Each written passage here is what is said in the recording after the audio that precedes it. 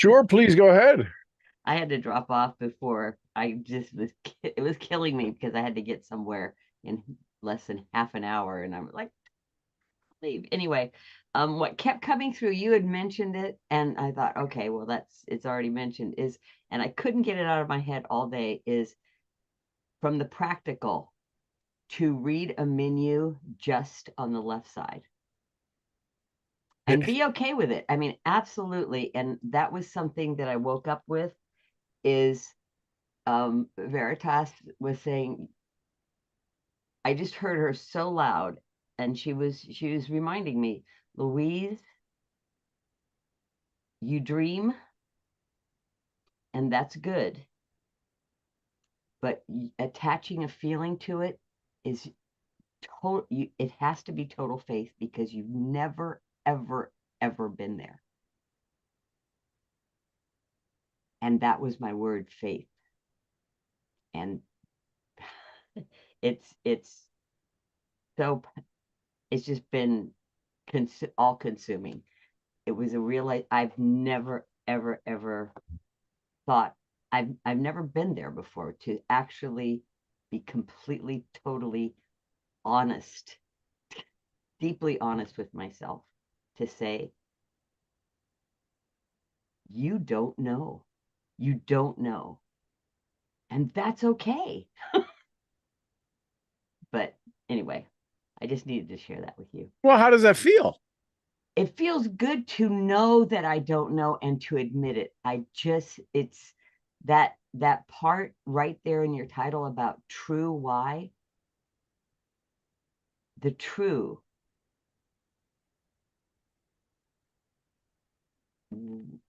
Yeah. Anyway, it that knowing that now you're sitting in it. Now the truth is you don't know, and that's okay. You're going to find out.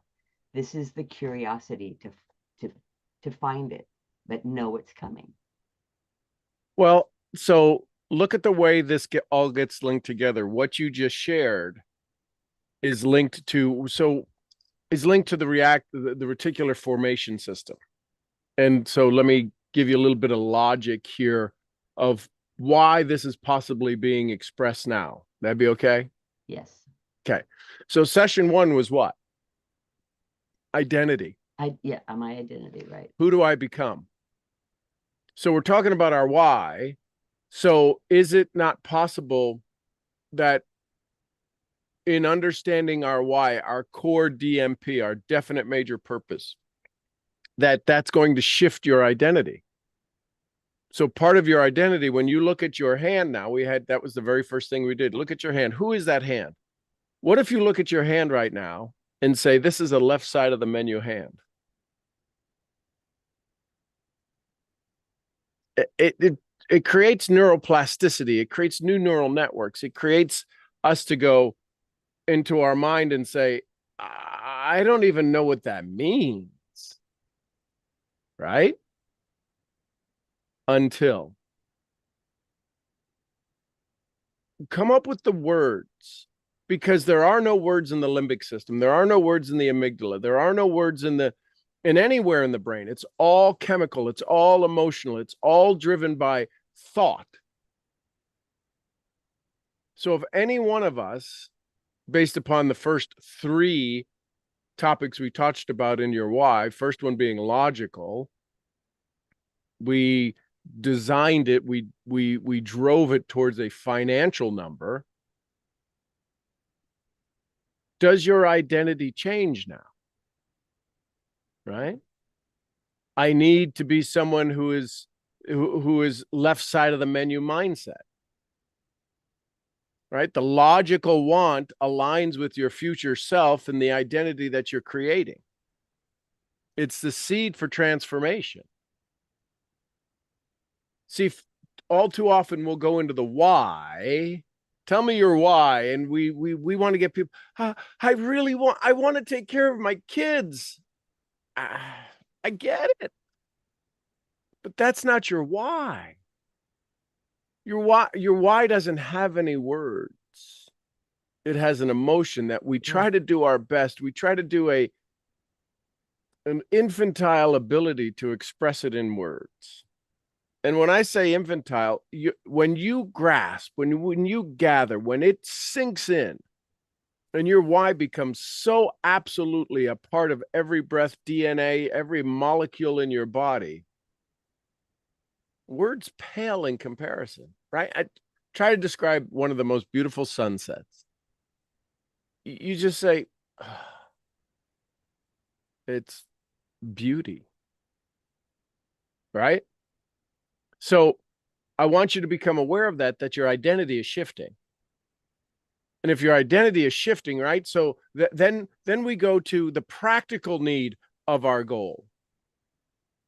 This is helping me go right into the recap of 1 through 3 yesterday. So the practical need goes with the vision casting. Right? We created a goal for our 2025. And in creating our goal for our 2025, remember the 5 pillars, 6 of faith, body, mind, family, society, body, mind, family, society, finances. Finances, faith. It doesn't even show up anymore as the first one. So finance and faith. So now if your vision for all of those areas, part 2 is the practical need to be at those levels in those areas. Right? The practical need grounds the vision. We're no longer airy fairy. I want $1 million. Why? Because it'd be nice to have $1 million. No. If we can take the goal, 500,000, 200,000, 50,000, whatever it is, 10,000 a month, and put it in, what does that mean in each of the areas? See, this is work. The reason most people struggle is they don't want to put in the work. It's too much work to look in the mirror. It's true, it is. This has just been mind-blowing, Sean. My thanks to infinity for you going through this, because it has every step is newness, but it and yes, there's resistance, but the resistance doesn't win because I'm thinking left side of the menu. That's how I have to behave now. Those are the things that they need to do. Always thinking about my number, $115,931.52. Every morning, boom, every night, that's always there. But it's not just the number, it's the who are you? Who is this person with this income? And so, which brings us to session 3 was breaking limiting beliefs. You confronted beliefs and fears that we all have had, emotional desires that connect us to the goal of feeling this joy, this pride, this left side of the menu. And breaking the belief that you can't do left side of the menu. What's the shame? Is there any shame tied to left side of the menu? And this is for all of you. This is for all of you. No. Is there shame tied to your limiting belief?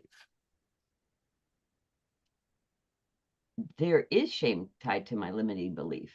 Okay, so what's the new identity? The new identity is that there is no power to the right side of the menu. Okay, so what changes from shame? Well, it's Heather's word. Pride is. So have you ever in anything in life been on the left side of the menu?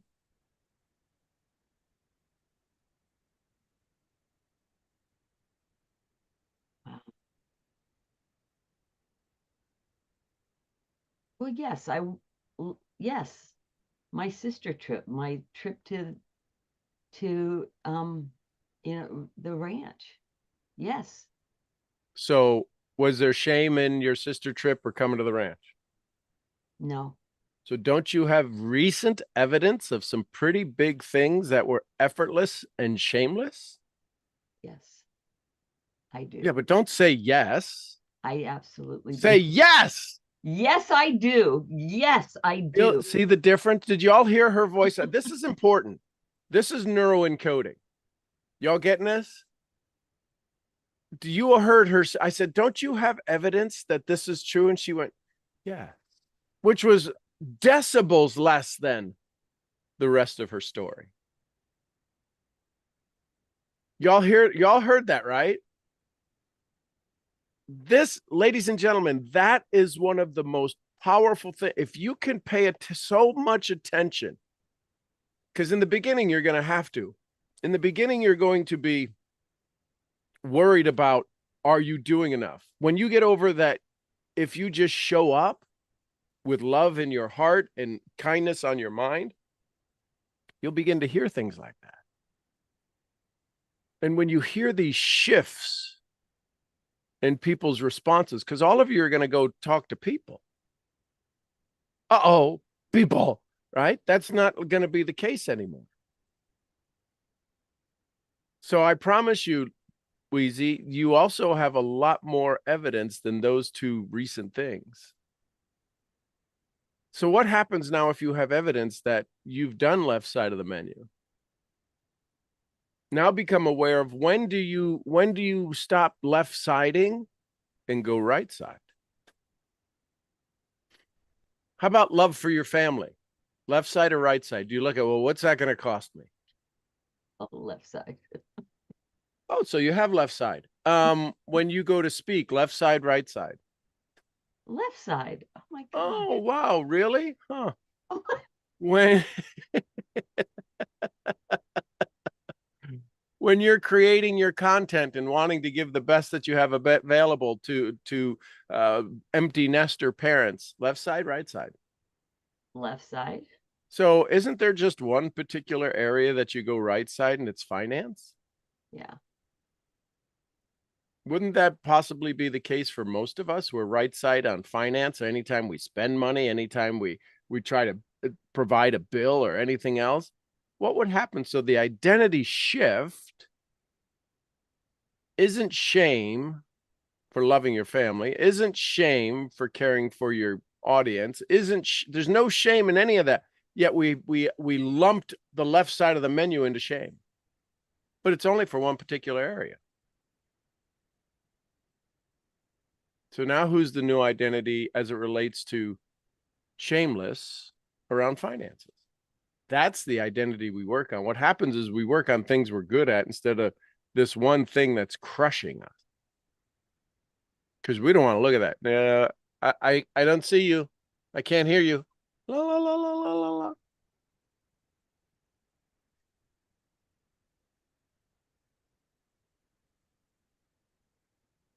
Thank you. Thank you. Thank you. You're welcome. Welcome. Is it helping? Yes, I can hardly talk. Yes. Okay. So this is kind of the why that makes you cry. Welcome home. Thank you. Sean, I love you. Thank you. Thank you. Well, and love yourself too. Say, Wheezy, I love you too. Wheezy, I love you too. Yeah. And what's Veritas saying right now? Actually, she's hugging on me. Yep. Everybody is. Oh my gosh. And remember this moment. This is the emotional moment that's driving now the reticular formation system that's now going to allow you to see things in a new way. This is a Waddles D. Waddles moment. You've been doing goal setting for decades. We're just doing it in a certain way now. Thank you. Thank you. Thank you. Excellent. Thank you for sharing that. All right. So diving into part 2 of the why that brings you joy or makes you cry. So quick recap, right?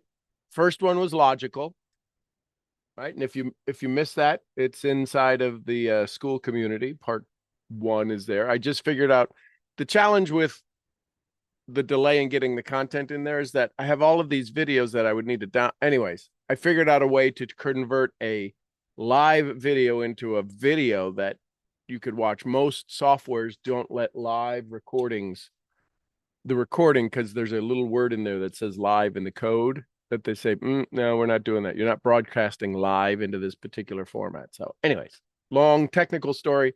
I figured it out. So today will be a good day of content exploding inside of the school community. So number one was logical, surface level. What do you want? What's the reason for the goal? This is the starting point for you, and to define what the goal is, at least narrow it down to what field are you going to go plant in? Number two was the utility, the practical side of it. All right, what's the practical side of your goal? Because I want to cover my expenses, because I want to live at peace, because I want to be able to solve the situations, not only for me, for the others. What's the practical need?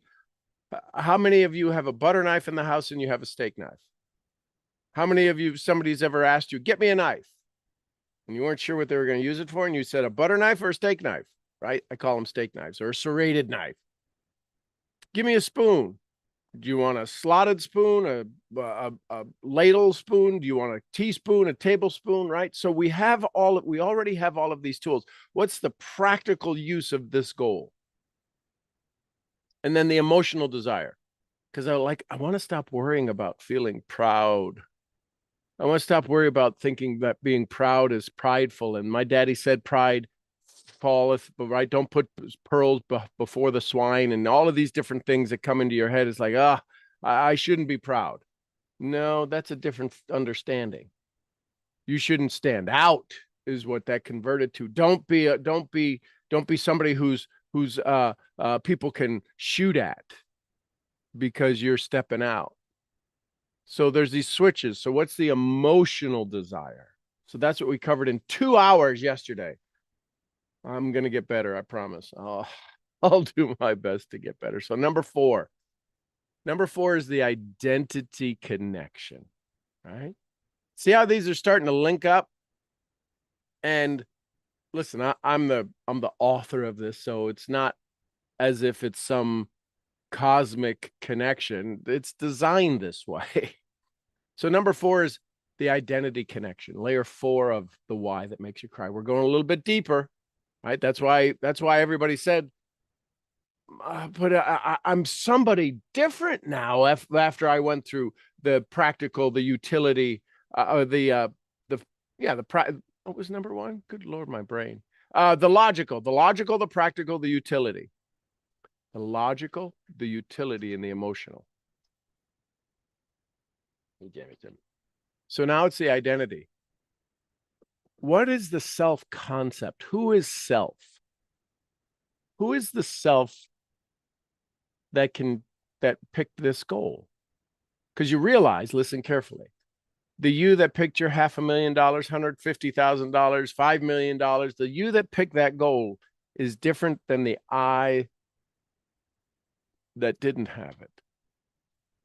The I that said, what is my goal, is different than the one that hadn't been focusing on it. Does that make sense? So now in gratitude, you step into this new goal, you step into this new process, you step into this new emotional, you step into this new understanding of the utility, the practical need, the practical result of this goal. You have to have a new identity. How many of you speak a foreign language? Right?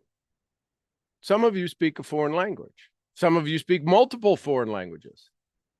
When you speak that foreign language, is not your identity shifted? It is still the you, the core you, but now it's the you that speaks German. Now it's the you that speaks French. Now it's the you that speaks Spanish. Now it's the you that speaks fill in the blank. Dutch, it's the you that speaks Dutch.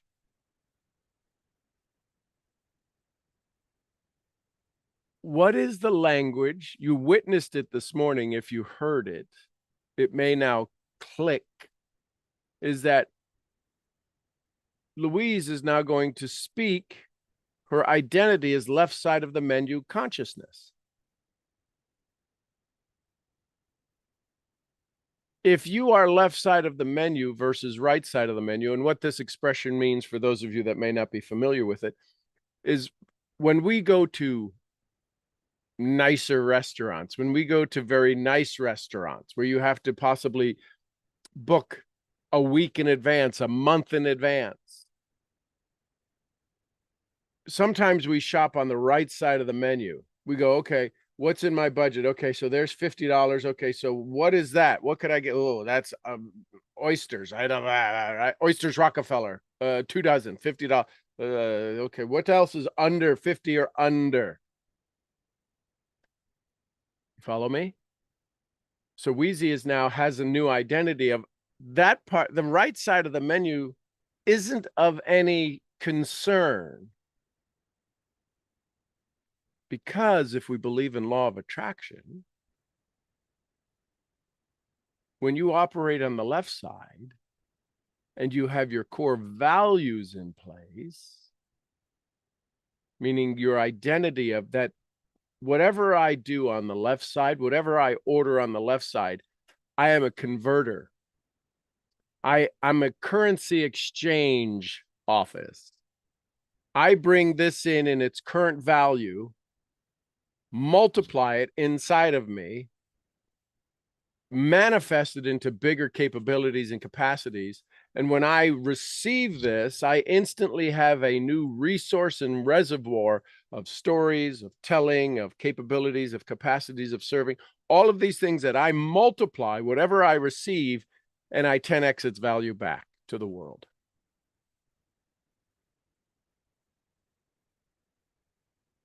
I'm letting that settle in a little bit. Somebody's had some big ahas with that. Somebody share with what you're going through right now.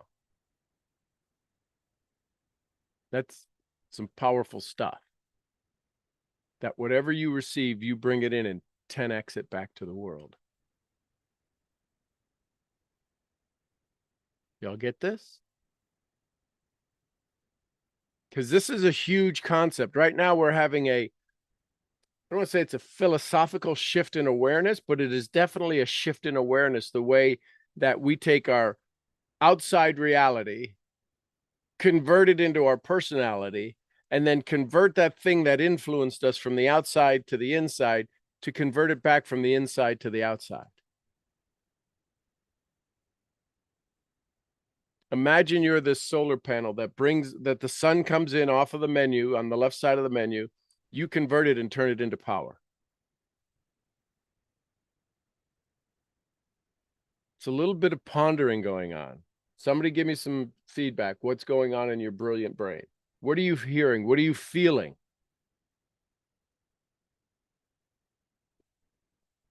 Bonus. I like how you said that, bringing it in and converting it and sending it out as love. Yeah, you have these beautiful little peanuts that run around, which aren't peanuts anymore. How old are they now, Shami? The youngest is 5, 8, and 14. Oh my gosh. Stop it. You're making me I grow know. up. I know my big girl. I think I mentioned yesterday, my big girl I had at 17. So Wow. So use them as a perfect example. When they laugh, you laugh. When they laugh, if there's anybody in the room while they're laughing or they do something goofy or silly, everybody in the room laughs. So what they are doing is they're sending out into the universe, and then we either multiply or we destroy. And I want to go at that level. I want to go at multiplication, not addition. We either multiply it or we destroy it. mhm. It's beautiful. My oldest, she's so wise. And this morning she was telling me how she's like really understanding how to receive what everybody says and kind of know when you have to respond and when it's not even worth responding. That's wisdom. It is right. She's telling me that this morning. Well, And I told her, Jaicha, because her nickname is Jaicha. I told her, Jaicha, I used to tell myself a lot, which maybe I should start doing again. I used to tell myself a lie. If you don't have nothing nice to say, don't say anything at all. It was kind of what one of the ways that I would first um, stop myself from reacting instead of responding. I Because love I it. tend, we Puerto Ricans tend to be very loud, and Really? my little Never time, met a my loud little Puerto time, Rican. ah, Un chiste. yeah, yeah. So a lot of times, you know, that loudness gets maybe um, it gets sent out with the wrong energy and trying to, um, not respond instead of reacting. Yep. And now with understanding and aligning yourself with the identity of the goal, there's a lot of things that you won't even need to respond to. You can acknowledge, and that's a huge dip. Well, if I say anything, I'm agreeing with it. No, you're just acknowledging that you heard. It's called dynamic listening. It's okay to be polite in a conversation. Doesn't mean you have to be a slave to the conversation. You can listen and go, well, that's fascinating. I love that. Isn't that cool? That probably works amazing for you. And it just reduces the amount of friction for us to stay on our path. So I love it, love it, love it. Also, you guys talked about shame earlier. That's sort of a big one for me. But I don't know how to like, I So just don't like one. so the shame that comes is a variety of things. So what I would encourage you, Shami, is write down some of the big things that you feel activate. Because right now, I believe in our dialogue, there's not a level of shame activated, right? In our dialogue, not in what you're thinking outside of this, not in what the thoughts that you're running, and simply the love you have for me and the love I have for you. There's no shame in that, right? Maybe there was a part when you showed back up. It's like, I haven't been here in so long, and right? That's shame.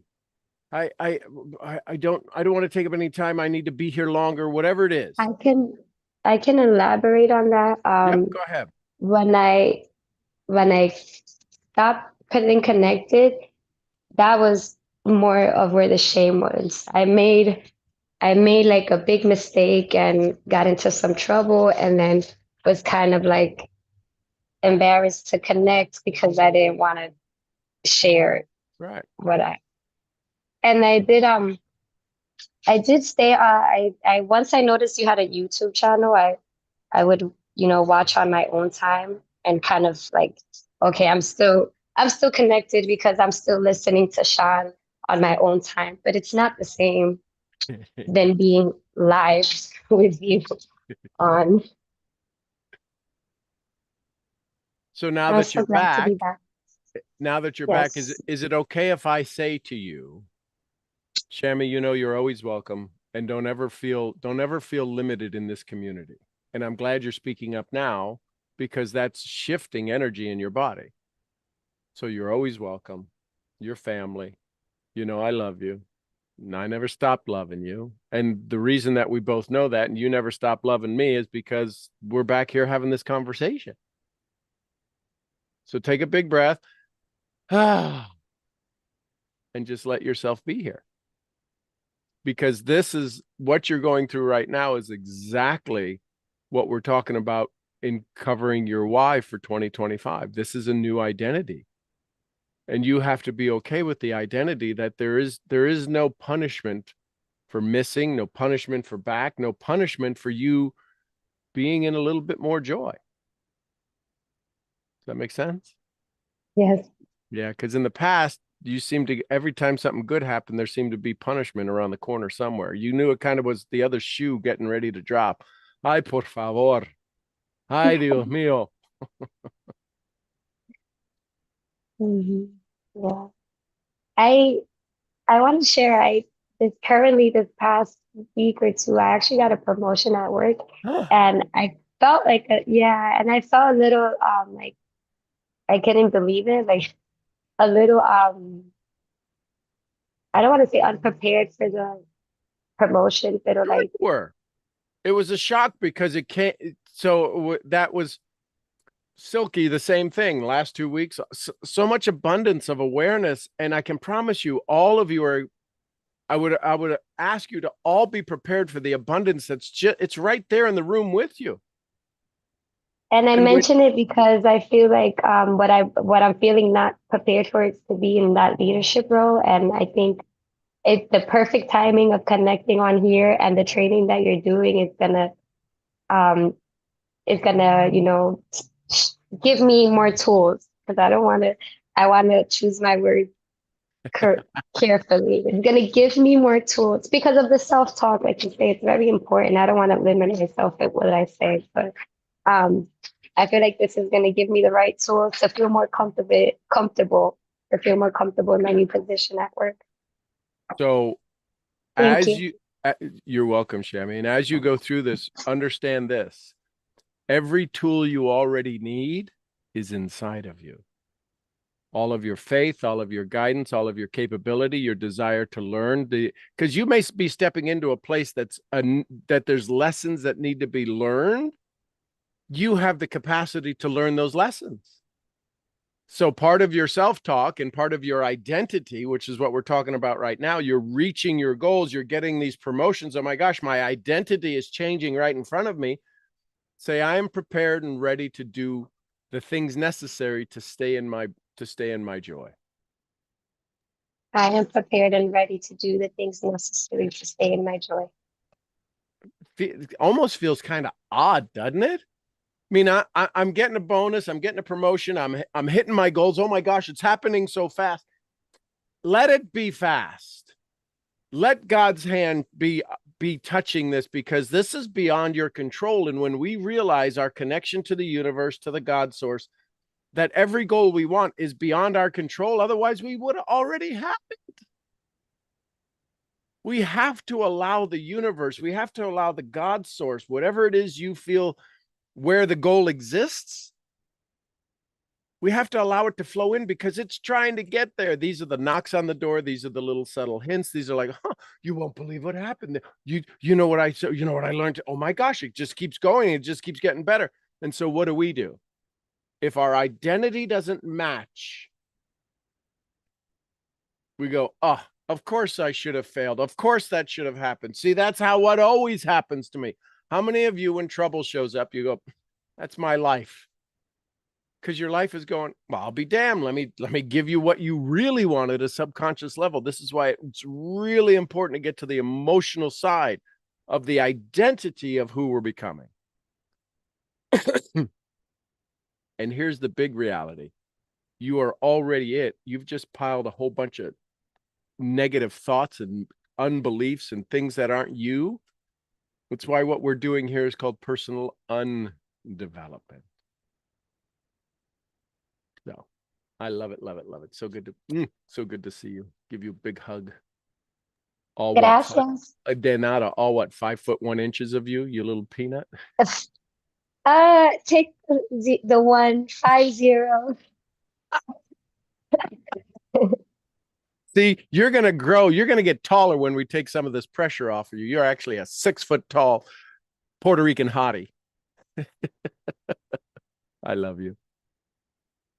Y'all getting the idea here of what does this goal say about who I am? That's what this part 4 is, this identity. And if the goal doesn't align with your identity, we feel disconnected, and it's hard. How many of you, it's hard to sustain? Imagine trying to water a garden with no water. You're going over somewhere and you're filling up a bucket with nothing, and you're going to dump it on a garden that truly needs sustenance, and we can't sustain it because we haven't identified ourselves as the water bearer. We haven't identified ourselves as the person in the promotion. Right? Heather's looking at through the idea of doing proud. Wheezy's looking through the idea of doing left side. You can now ask yourself whenever you go to do something, is this left side or right side? Now understand, there are still moments where we got to do right side because sometimes people are charging a ridiculous price. And that's why we get scared. Hot dog, $75. Wait, what? Is this a golden layered hot dog? I don't need a $75 hot dog. How many of you have ever, I shouldn't say this, how many of you know somebody that's ever brought their own candy into the movie theater? Anybody ever know anybody? Right? Why do you have a purse that's on wheels? Oh, it's got my it has my insulin in it. No, it's got 16 milk duds and right. So it's okay to be frugal. It's okay to be responsible in how we spend our energy, how we spend our money, how we spend our love. How many of you would, some of you would like a refund back on the love that you've given away over your lifetime? Kind of an odd question, right? Change the way we look at things. Is this helping? So how does achieving this goal reflect the person I'm becoming? How does achieving one of your big goal, how does it change the way you see yourself? Who do you become? Here's an exercise for number 4. Ready? Write down 3 traits of your future self that aligns with the goal. Disciplined. Here's some examples of the traits. Disciplined. I'm resourceful. I'm energetic. I'm gorgeous. I'm meditating. I'm listening. What are some of the traits, the skills, the talents that this new entity, this new person you're becoming will have that you don't have now? Somebody unmute and just shout out one of the traits, or a couple of them, or all 3 of them. Just what are the traits? Consistent. Excellent. Love it. Confident and happy. Confident and happy. Don't these seem like they should be normal in your life? They seem like it. And they probably are, except for the place where the most resistance exists. It's the way you see yourself in that. So Wheezy may not be always confident and happy. I know those weren't hers, but I'm just applying them to the left side of the menu when it comes to buying stuff. I can promise you she's left side of the menu if she's buying something for her kids. If she's buying a gift for her friend. So why is it, so what if you wrote down on the paper, it's about me? Some of you are going to throw up. So turn your head away. Go get a garbage can. Write down on the paper, it's about me. And then underneath that, in whatever size font you want, say it's about time. It's about me. It's about time. And I just want you to look at that for just a second. You just wrote, it's about me. It's about time. What's the energy you feel around that? There could be a tremendous joy right now. Shame could come back up. Fear, scared, scarcity. What if one of the traits was abundant mindset? This is proof we live in a binary world. Up, down, in, out, hot, cold.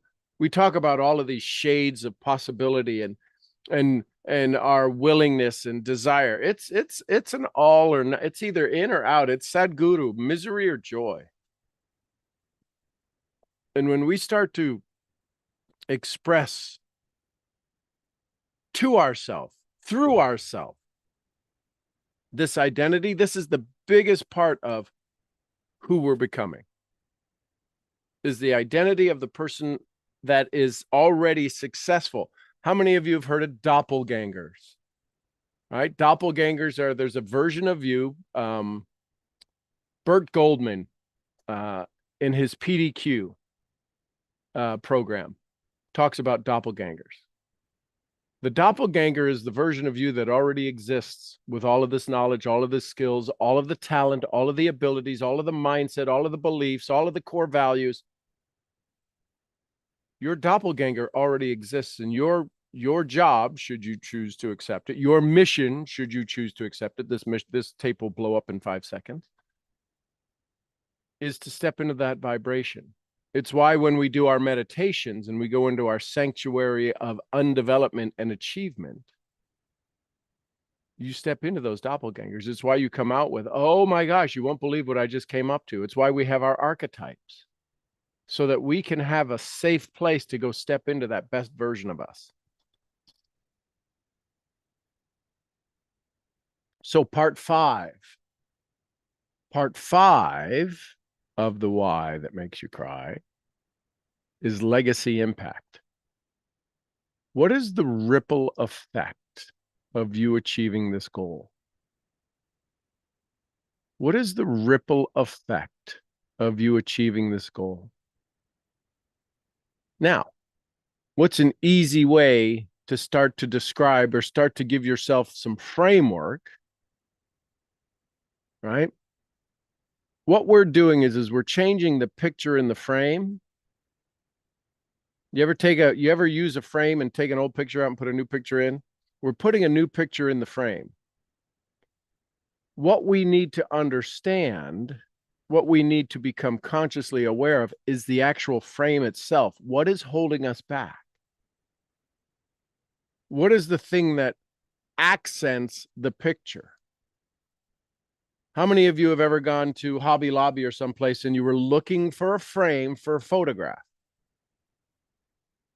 And it was a mountain photograph. You were skiing, you were all dressed in your winter gear. Did you go buy a beach frame? It's got the little shells on it and it says Happy Beach. And you're like, that doesn't even make sense. If you did, listen carefully. This is what I'm being downloaded to share with you right now. You got a mountain picture. You're standing there with your skis, your poles, the snow. You're on a mountaintop. You got beautiful, beautiful vista of the mountains behind you, all covered in snow. And somebody gives you a beach frame. The picture fits perfectly inside the frame, but you won't put the picture in the frame because your frame doesn't match. And you don't, and it doesn't match. So you wouldn't put, somebody goes, well, that's just stupid. Why do you have a mountain picture in a beach?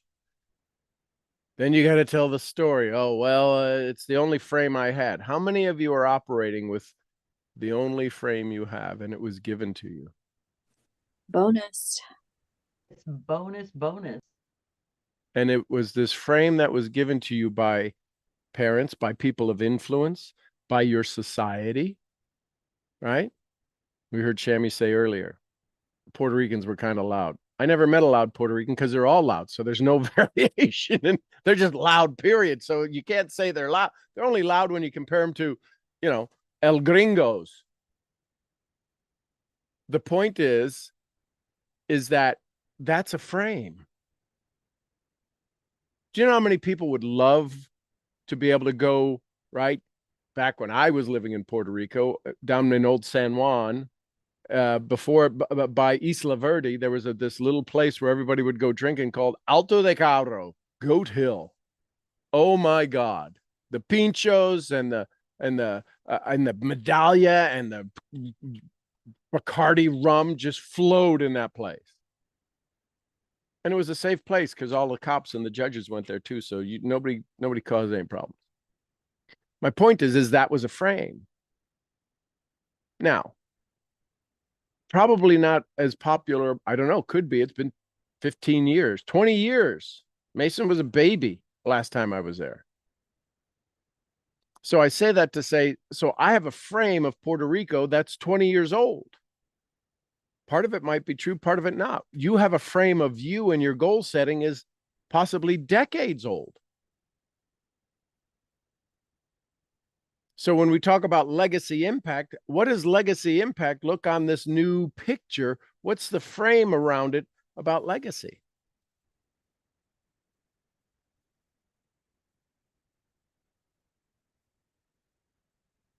Silky, as you approach the $5 million mark for the year of 2025, what's the legacy impact?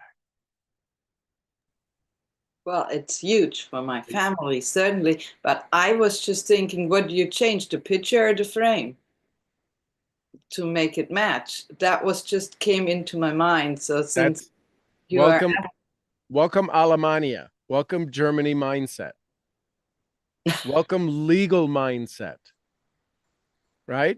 Because you have a court case, and the court case is this, and it's in dire contrast whether you're the plaintiff or the defendant. So in your goal, which are you, Silky? Are you the plaintiff or the defendant? plaintiff Yeah.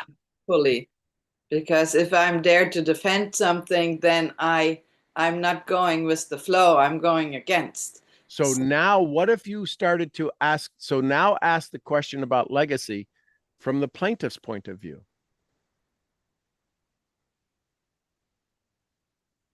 How am I going to win this case for the plaintiff? And so what is the responsibility of the plaintiff in order to win the case? There's a phrase that is around every kind of legal battle. Needs to You have have a case. beyond a reasonable doubt. Yeah, that's for a civil case. Yes. So Yeah. if you're the defendant, you just have to put in question, isn't it going to be true that everybody you're about to go have a conversation with, to go build your audience, build your community, is a defendant of their dreams? They just need one thing to prove it's not true that they can get it. Wow. Now that you're the defendant, now that you're the plaintiff, what if you were the plaintiff and you were suing fear and doubt for everybody you were about to come in contact with? I want to hire Silky Carpenter because she is the most vicious attorney to help me win my case against fear and doubt. Have you done court trials before, Silky, or just Yeah. Okay. So, is there a difference? Suppose you have the case against fear and doubt and you have won every case against fear and doubt. But now you get a new judge. And this judge is all for fear and doubt. Can the judge, they're not supposed to be prejudiced, but have you ever had a good judge versus a bad judge on a case? You hope yeah, of course. So now look at your plan, your $5 million plan. Can you manifest the judge? Is there a judge, if you look at the docket, is there a judge that makes, oh my gosh, if I get that judge, they're for me. They would be so much for me. They would overrule objections. When I go objection, they would go sustained, and they're right. So now all of a sudden you're in this trial and you are the plaintiff for everybody who's about to be frontline to you to win the battle over fear and doubt.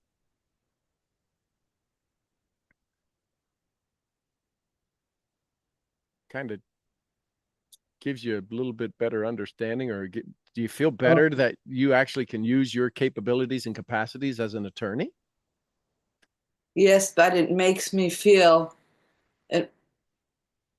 like I'm working against somebody or something. You are fear and doubt. Right. Yeah. That's it. Not the person, fear and doubt. Everybody you're about to go, everybody that, and this is for any of you that have to deal with people. Your biggest enemy is fear and doubt. Yours, theirs. The other person. The other person has tremendous fear and doubt, and all they're looking for, they're on the defendant side. How many people are trying to defend their goals? How many of you are trying to defend your goals? Well, I don't know. I don't know. Is it okay if I look at the left side? Is it okay if I step into this new position? I just got this new promotion. I'm defending my old way because why would you have to worry about your capabilities and capacity? I don't know. I want to be ready. You're defending your old story. You're right. Fear. A lot of people think they can't do it. So Or now you have to be the plaintiff saying, hire me and I'll make sure you win your case. yes. There's another thing, having been around attorneys for a while. If you're guilty, what do they say? Don't tell me. Yeah. I have We don't need to know. so Never. how many of us are trying to, as network marketing leaders, we want to go, well, tell me, and then we believe their guiltiness. And it's not true. I was an addict when I was little. My mother abused me. My father abused me. I had all of that are facts, but they're not true in the forward you. Your goal, our goal, is to put on trial the future self and show that they are innocent and capable of their achievement. The challenge is when we get into trial, when we get into the reality of our life, when we get into the legacy, we keep defending the old story.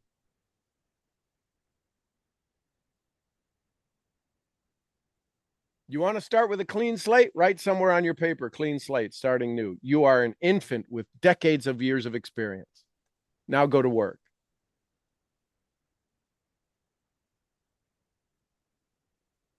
And you really want to make this emotional? Realize that today you get to be remembered or forgotten. Ooh, snap.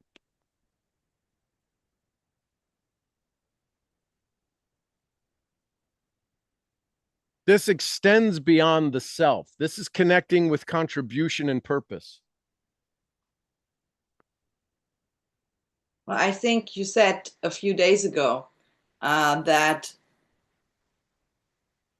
the way people see you when they first meet you, that's the biggest impact to them, whether they're going to connect with you or not. But I was thinking about that. You said that, right? Maybe not exactly in those words. Yes. Okay. Yep. Then I was thinking about it because sometimes you meet someone and you think they are amazing and they are exactly what you were looking for and how they can help you, or or whatever. But then you find out they're not exactly like that at all. What do you do with that? I mean, because most people, when you first meet them, most people are on their best behavior, right? Or they want to say things and do things that they think you want to hear. So what do you do when you, I mean, I guess the doubt comes in and says, well, this person is not the kind of person that I thought they were. Right. But you want to know the rest of the story? Yeah. You already knew that. It's why you get disappointed. Ah, I knew that. They lied. I just had this feeling. So what we have to pay attention to is the phrase that says who you are speaks louder than the words you're saying. Yeah, looking at the actions. But you don't know. Yes, you do. Oh, come on, Silky. You know, you're brilliant. There's nobody that's surprised you. They've disappointed you, but nobody's surprised you. You have a brilliant mind. You can't, you're not going to sell me on the fact that I am just shocked at the way they are. Now, there's a slight chance that that might be the case, but man, they had to be one hell of a manipulator.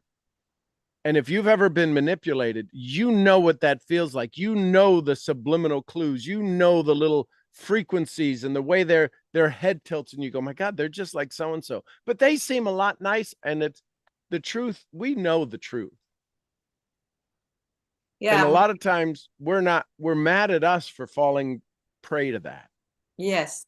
And But so what happens knowing- is we develop a habit. Mm. Right? If you know somebody, how many of us know somebody who's been in a bad relationship?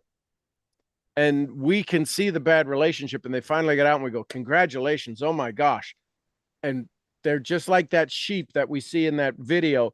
The guy gets him out of the ditch and he runs over and he jumps right back in the ditch. You're like, oh my God, what are you doing? It's because that's their identity. I live in bad relationships. I hang around people who take advantage of me. And so that's an identity shift. And so if that pattern repeats, you have to ask yourself, who is the person? How would I identify the person that's not that? If you fall short of your goals, which I'm going to just go out on a limb and make a carte blanche carpet statement. All of us have fallen short of our goals. I can't think of anybody I will ever meet or that I have met that said I've achieved everything on time, every single time, because they are not in my world. Because if they were, I'd be hanging out with them every second of the day. We all struggle. And the key is that how fast I hang around people who recover fast from the fall down. They get up quick. I hang around the people who get up the quickest. So I recognize my intuition, my skill set is to look for people, is to help people figure out why they fall and what's the best way for them to get up. So this identity of the $5 million version of you, Silky, do they hang around people who take advantage of them? No. No. So that's a new skill set you have to wire into you. I will instantly, if I find somebody who is not in my best interest, who could have the potential, you start to play things out more than just the now. When I have a conversation with somebody, you'll hear me say sometimes, and maybe you've already heard me say, I'm in this for a lifetime, not a lunchtime. So when I meet somebody, I'm already playing out the scenario 10 years from now. Wow. I let the universe bring into me visions, understandings, capabilities. I take this little bit of information and extrapolate it. I pull all of the understandings, all of the 105 decisions that I made about them and you make about them. I pull out those 105 decisions and I do a mathematical formula called energetic understanding and play it out 10 years. Are we friends or not friends? Are we acquaintances? Are we pen pal buddies? Or are we we become as close as family? And there's a lot of people on the surface, because I choose to play it out 10 years. They want to talk and I'm like, geez, I don't know that I can be of value to you, but please let me know. I'd love to stay in touch and keep up with what's going on in your world. Wow. Yeah. So now all of a sudden, part of your identity and your goal setting is that I don't need energy suckers. The $5 million version of Silky Carpenter, you can have them around, but they just can't attach to you. They can't suck the life out of you. Hopefully you'll be of so much influence in the goal that you have. They go, I want to be like her versus I want to get from her. That's a huge shift, isn't it? Huge bonus. Bonus. I love it, love it, love it. Right? Shami, you're this beautiful, amazing mom. You're this young, gorgeous, beautiful little peanut of energy. There's people who want to take advantage of you. They think because of how gorgeous you are and how soft your voice is, they just make this identity. They don't know that you're this tigress. They don't know that you could literally shred them in a heartbeat, because they don't ever want to see that side. And you don't like it either. But boy, I'm telling you, when you need to defend, the claws come out and it's like, where the heck did that come from? So we're always afraid of the part of us that has to defend. What if we sat with such confidence in our promotion of ourselves that we never had to fight another battle because we were so confident. Everybody's like, it's not even worth it, right? How many of you know, Sean, how are you? I know you're outstanding. You can't argue with me that I'm going to have a bad day. You can't make me have a bad day. Now, do I have challenging days? Yes, but nobody's going to come to me and go, I wonder how Sean feels today. Y'all get that? I don't even know why I asked him, because he's going to be outstanding. You'll never win that battle. You just won't.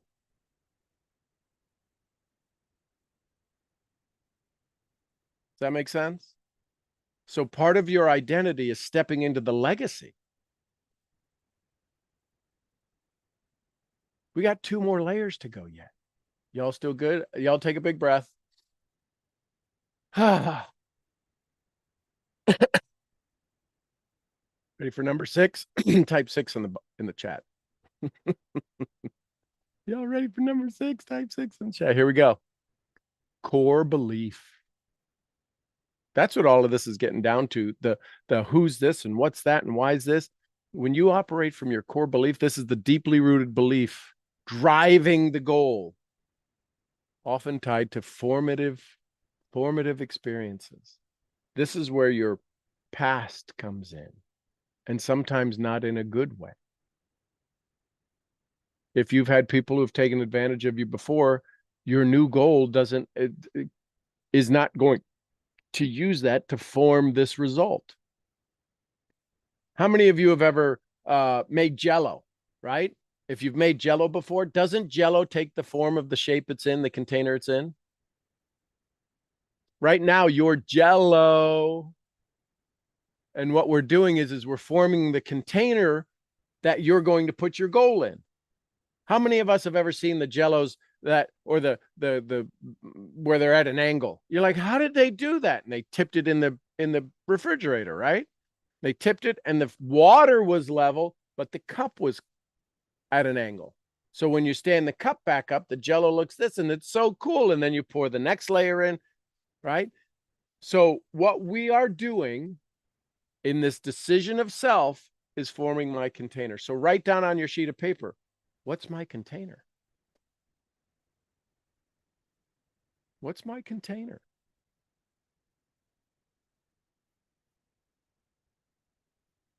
Is this making sense? What's my container? And now look at the container that you're trying to describe and ask yourself, is this my old container or my new container? So Shami, is this container you're about to step into the container that holds the promotion? Or that holds all of the things that doubt the promotion? Ooh, snap. And what happens is we say, well, it's my new promotion. It's my promotion version of me. Wheezy, it's the left side of me. Silky, it's the $5 million version of me. I can ask you this question with 100% confidence. What's in that container? The answer is nothing. Until Jim Rohn's favorite word. You know what's in the container? What you choose to put in it, which is why, can I put in joy? Is joy in your container? Is plaintiff possibilities in your container or defendant? You get to put in the container. And here's the thing. How many of you ladies have seen the women who have the clear purse, it's the plastic clear, you can see it's like carrying a Ziploc bag around, right? How many of you would want to how many of you would convert to a Ziploc bag right now? Nice purse, say it's a $10,000 purse and you're gifted it and it's clear. Would you put all of your stuff in there? Would you want everybody to see all your stuff, or would you not put in everything that's in your current purse?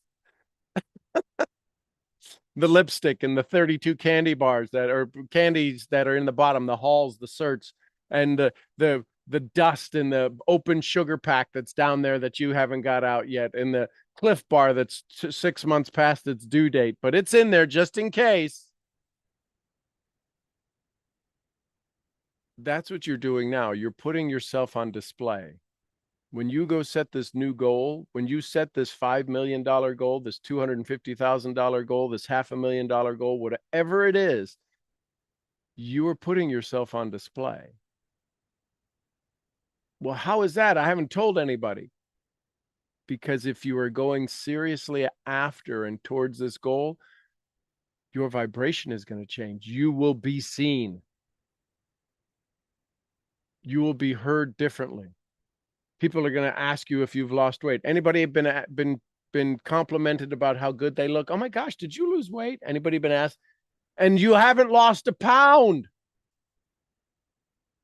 I keep kidding around with my friends. Curtis says, man, you're looking good. I go, how fat was I the last time I saw you? I haven't lost a pound. He says, no, but you're toning up. You look good. I go, you're so full of crap. Your eyes are brown. What are you? I don't know what you're saying. Because they express in the physical what they're seeing in the ethereal. You are all sitting differently. You are all vibrating differently in the pursuit of your goal. That shows up, ladies and germs. And so what do? They can't see they do not comprehend the energetic shift in your body. So they find something in the physical world. Did you change your hair? Is that your same hair? I've had black hair since I was 2, right? Did you, or maybe you put your hair, maybe you did change something physical. Maybe you did your nails. Maybe you put on a skirt or something. You normally wear pants. You put on a skirt and something in the physical has changed. I can tell you, as you become more and more in tune with who you're becoming, you are going to get more and more questions. So if you are aware that people are going to feel your energy and do their best to express awareness. So why does my buddy Curtis say, man, you're looking good? Because the energy vibration he wants to be around, and it's a thank you, rather than people saying, oh my gosh, thanks for taking care of you. Whatever you're doing, I love it. They come up with the best way they can thank you and appreciate you and recognize you in the physical.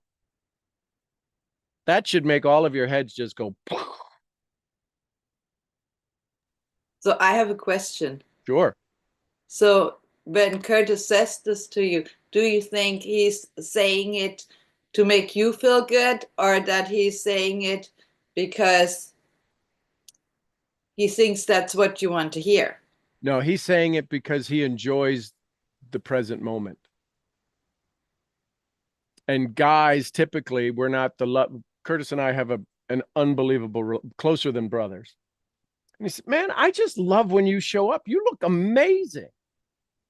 I said, I know, I'm pretty hot, aren't I? And we laugh about it. But the key is, yes, when you start to get around people, and here's the big thing, ladies. Guys, not so much. Women, I'm just going to express from my neophyte understanding of relationships between women, is women can be pretty jealous. I mean, you go get a blow dry that's a $30 blow dry. I don't even know if that's in a reasonable price, but you go get your hair blow. Oh my God, your hair looks amazing. Yes, I just had a blow dry. And they're like, oh, well, you bitch. I wish I could afford that. I can't afford that. And all of a sudden you feel bad because you took care of you, and they're going to do it. They're just going to, how many of you know that somebody's jealous of you just simply by their look?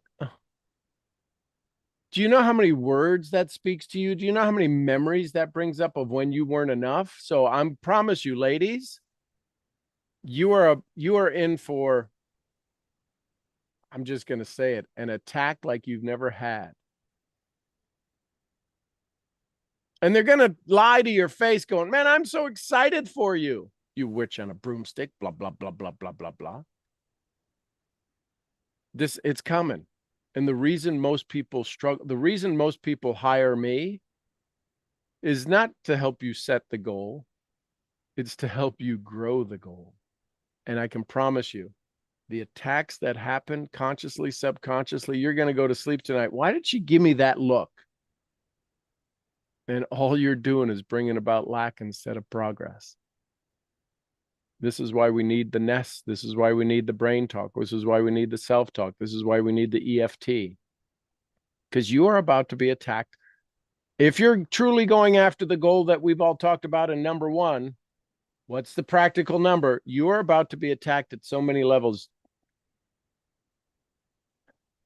And the only way through it is to have a unaffected belief that nobody can talk you off of the ledge. Nobody can talk you out of your goal. But if your goal shows up like it's a dried up leaf, like it's here it is fall in the States on this side of the planet. If your goal only has the mass of a dried up leaf, the slightest wind will move it.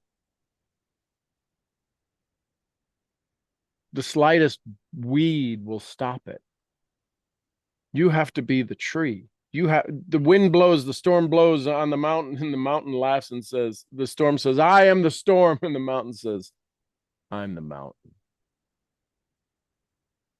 The storm doesn't affect me. So are you the storm or are you the mountain? Because when you've hit your mountain, when you hit your molehill, when you hit your telephone pole, you're going to get in a wreck. This is why we're spending 18 hours on setting a goal and understanding your main core process. And I can pretty much guarantee you haven't been through an 18-hour process, 20-hour process on setting your definite major purpose. Does that make sense? So core belief, what is the new belief? As a simple example, Wheezy's new belief is I'm a left side of the menu kind of person. But how is that a belief? Trust me. For her, that is a belief beyond belief. Because we don't need more in the things we're good at. In this, we need the thing that keeps throwing a wrench in the works. We need to figure out where's the mouse that keeps chewing the wires? It's not a big thing. It's just a little mouse that can chew the wires and cause your car not to start. It's the one little nail. Anybody ever get a flat tire? And you go to the thing and you go, I need you to fix the repair. And they pull it out and they go, there was a little nail in it. And it's a nail that's that big. The car is this big. And it's one little tiny nail that caused the car to stop. We need to go find all the nails. Because some of us, you ever see the Indian meditators who lay on a bed of nails? Some of us are driving over beds of nails. And we wonder why we keep stopping. Some of us have friends who throw beds of nails in our path. I'm just here to help you. The hell you are. Yeah, take another big breath, Wheezy.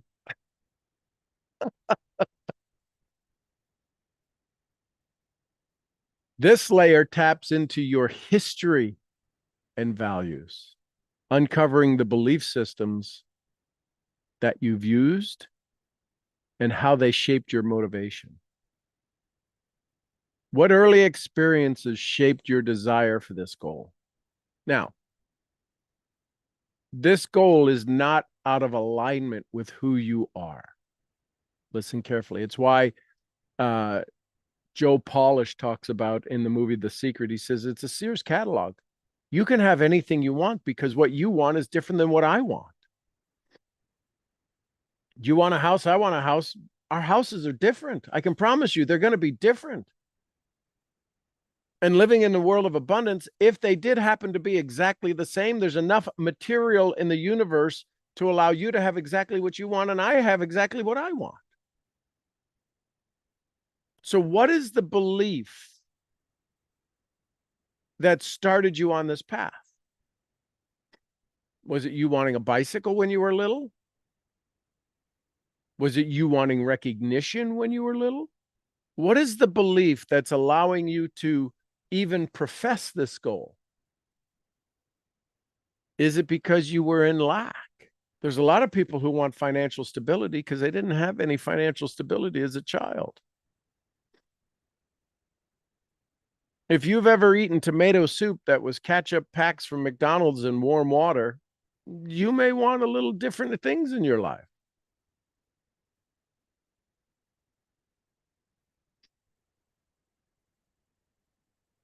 If you ever had to put tarps over the windows because you didn't want the sun to come in because you didn't have any electricity and you didn't want it to be hot in the house, you might have an idea of what you want to be security.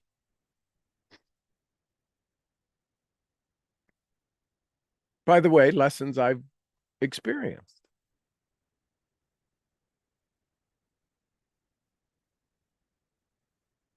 So what's a statement about how your goal ties to your personal story? So the prompt is, what belief am I proving or rewriting to achieve it? What belief are you changing? What new belief are you installing? Right? Remember? How many of you remember the mind generator, the belief generator? So imagine if you go back real quick to your belief generator, what's running in your belief generator currently around this goal? And what's the new belief you need to type into the screen so that it now operates as part of your belief generator?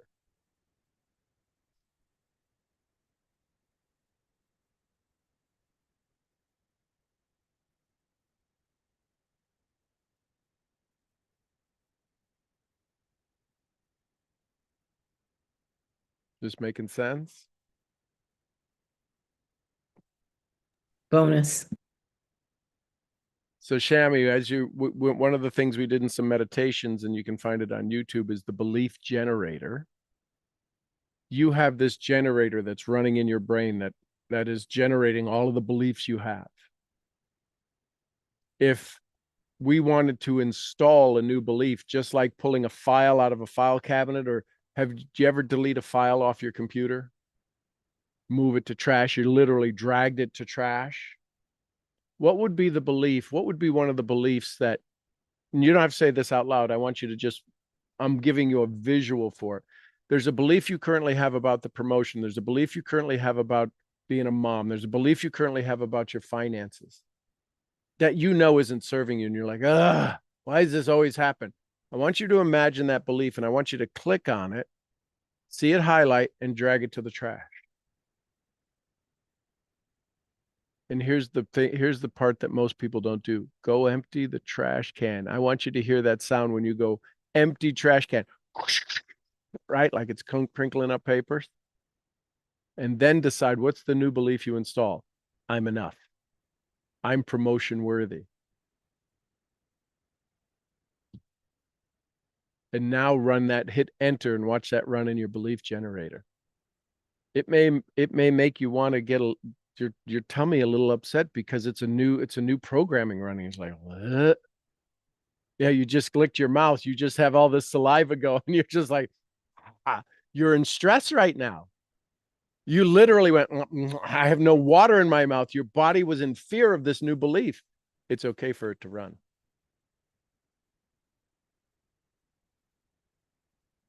I don't know why I show up to these calls. He always makes me cry. I love you. Y'all getting this? This good?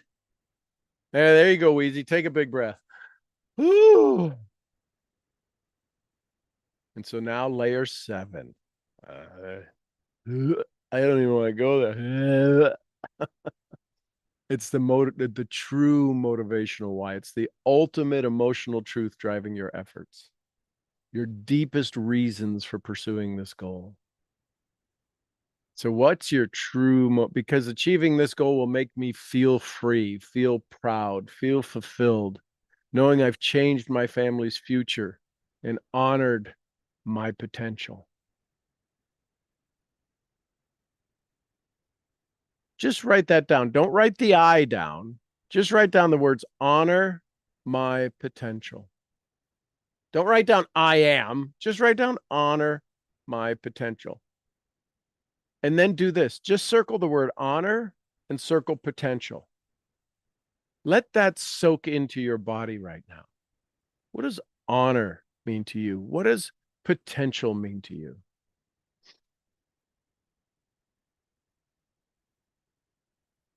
This is the, what's the word? Culmination. This is the result. This is the harvest of the previous 6 steps.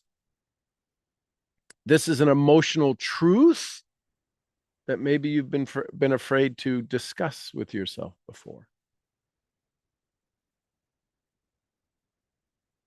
You want to know what your why really means? It's non-negotiable. Write that word down, non-negotiable.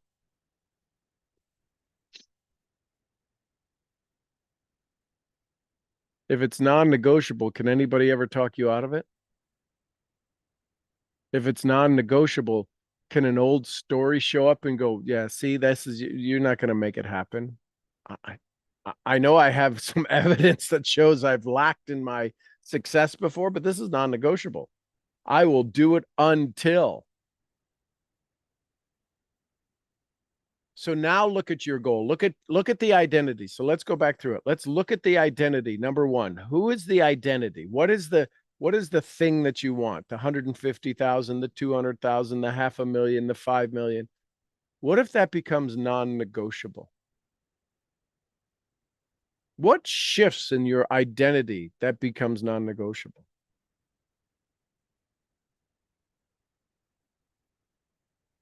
This making sense?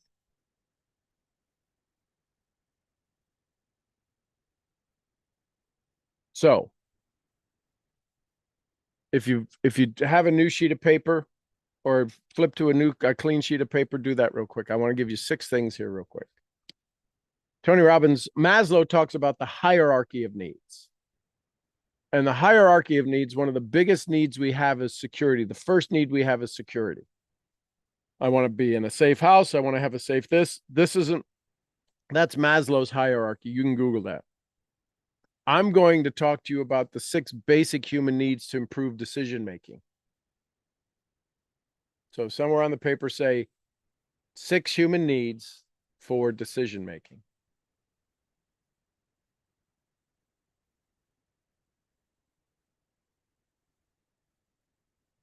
And we're going to write them all down first, and then I'm going to explain them. So number 1 is certainty.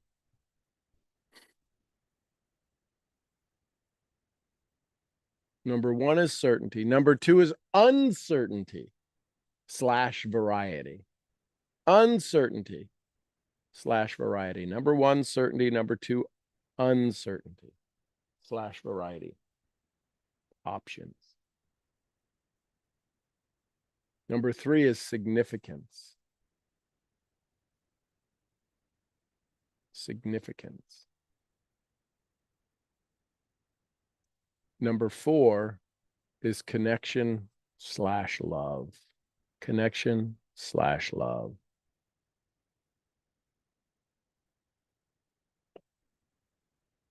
And number 5 is growth. And number 6 is contribution.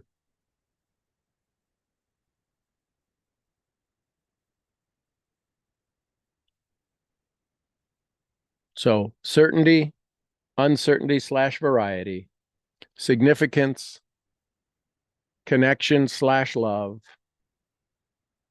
growth, and contribution. Now, between number 4 and number 5, draw a line between those 2.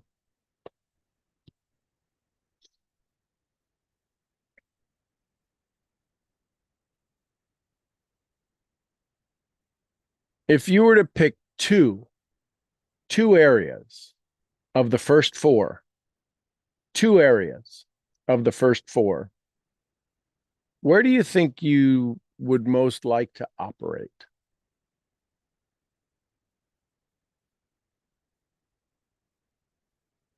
Somebody shout out what 2 areas. Connection and love and certainty. Okay. Cool. There's no wrong answer to this. Anybody else have a different connection? Different? Certainty and significance. Yep. Certainty and connection and love. Connection. Love. So connection, love, and what's the other one, Shami? 2. You just grabbed your stomach. It's like, oh. What's the other one? If connection, love is 1, what's the other one? There's no wrong answer. Significant. Okay. So watch this. Now, you all know I love you, right? Which means something kind of is coming. If you live, research shows, and about 97% of the population live in these 2, certainty and significance, your life is always going to be in pain. You will suffer. Here's why. Let me explain. Certainty about the future is impossible. If it is, you live in incremental growth. Well, I gotta be sure what's going to happen. How much, right? Remember PARB, possibility, actions, results, belief. If you are certain about your future, what did you do to 100% possibility? Didn't you narrow that down to about 1 degree, 1%? If you have to be certain about it. So if certainty and significance, because these are outside things, we need to be certain in our world. We need to look certain in our world. We need to be showing that we know what's going on. And if we need significance, that means I need you to tell me I'm good. And if the other person is living in certainty and significance, what are the chances are that they're going to fall in love with you? Now, that's a huge wake-up call. So what if you started to live in uncertainty? Isn't that where you're about to go? Aren't you going to learn new things in a $5 million run for income? Aren't you going to have have some things to happen to you that have never happened to you before? If you're in a new relationship, aren't new things going to happen to you that haven't happened before? Because if certainty shows up, where's the chance of it growing? Where's the chance of you expanding?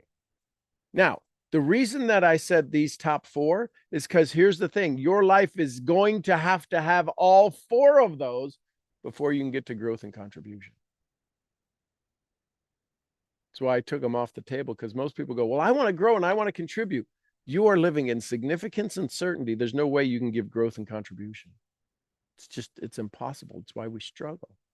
Now, there will be some things that you want to be certain in. There will be some things that you need significance in. But if that's how you're operating 90% of your day, you will be in pain. Ouch. So now what happens if the left side of the menu is uncertainty? Is it possible that the left side of the menu could be a bigger menu? How many of us have ever ordered from the children's menu because we just weren't that hungry? Can I order from the children's menu? Like, well, yeah, but you're not a kid. I know, I just want a small hamburger. I want the little hamburger. I don't want the big hamburger. I don't want the fries. I don't want, right? What's the menu you're going to order from? Because you are right now, you are in as uncertain an area as possible. The only thing you're certain of is love and connection. But that wasn't on the table.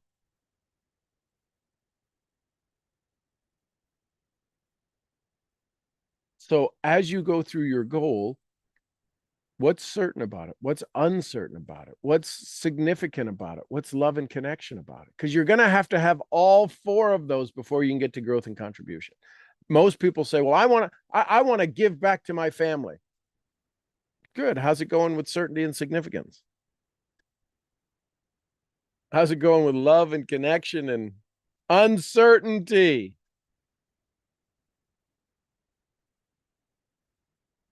Here's the thing. Shammy got a promotion. I'm not even sure how it happened. Isn't that uncertainty? Isn't that uncertainty proof that life is pretty freaking amazing?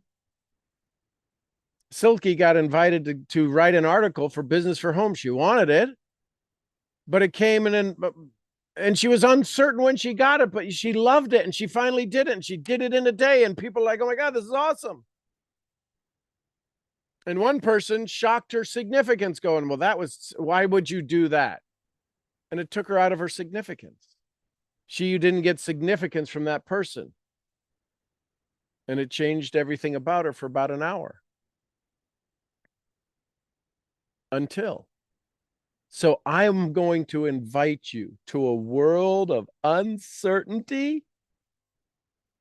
Doesn't mean uncertainty is negative. How many of you think uncertainty is negative?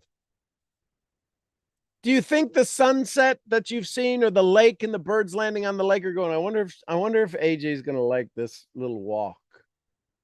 It doesn't give a rat's butt about you. You are walking into uncertainty. You showed me a picture. You walking this morning. Nobody's here. You've walked that 100 times before, and yet today you saw things differently. When you live in uncertainty, the universe can bring all of the little hidden secrets to you. The reason that your joy flows so instantly, Napoleon Hill said it best. Once you set your desire and you find your secret, and it starts to flow to you in unimaginable ways, you'll wonder where it was during all the lean times. Shammy, you showed up, did you? And somebody goes, we want to promote you. You're like, oh, what? It was always there because you showed up. The universe says, here's more. Take more. Here. We have to live in uncertainty. And the uncertainty is that more is coming of more of what I want and less of what I don't. And the more you live in uncertainty, the faster it can show up because you are prejudging how your day should go. How are you? Outstanding. What if outstanding was your new motto? That would sound a little cultish if you all of a sudden we go, how is everyone? Everyone goes, outstanding. Oh my God, it's a cult. What if you just were okay with more? Does more make you uncertain? How many of you, if all of a sudden you got a $2,000 a month, you'd be like, I'm not sure what to do with that. Well, I know I would know exactly what to do with that. How about $20,000? Well, I'm not 100% sure yet what I'd do with that. That's where you are limiting your possibilities. You are sitting in, I need to know what's coming. No, you don't. And if you follow the laws of attraction, the only thing you're certain about is that joy is going to show up. You're just curious of what it's going to look like.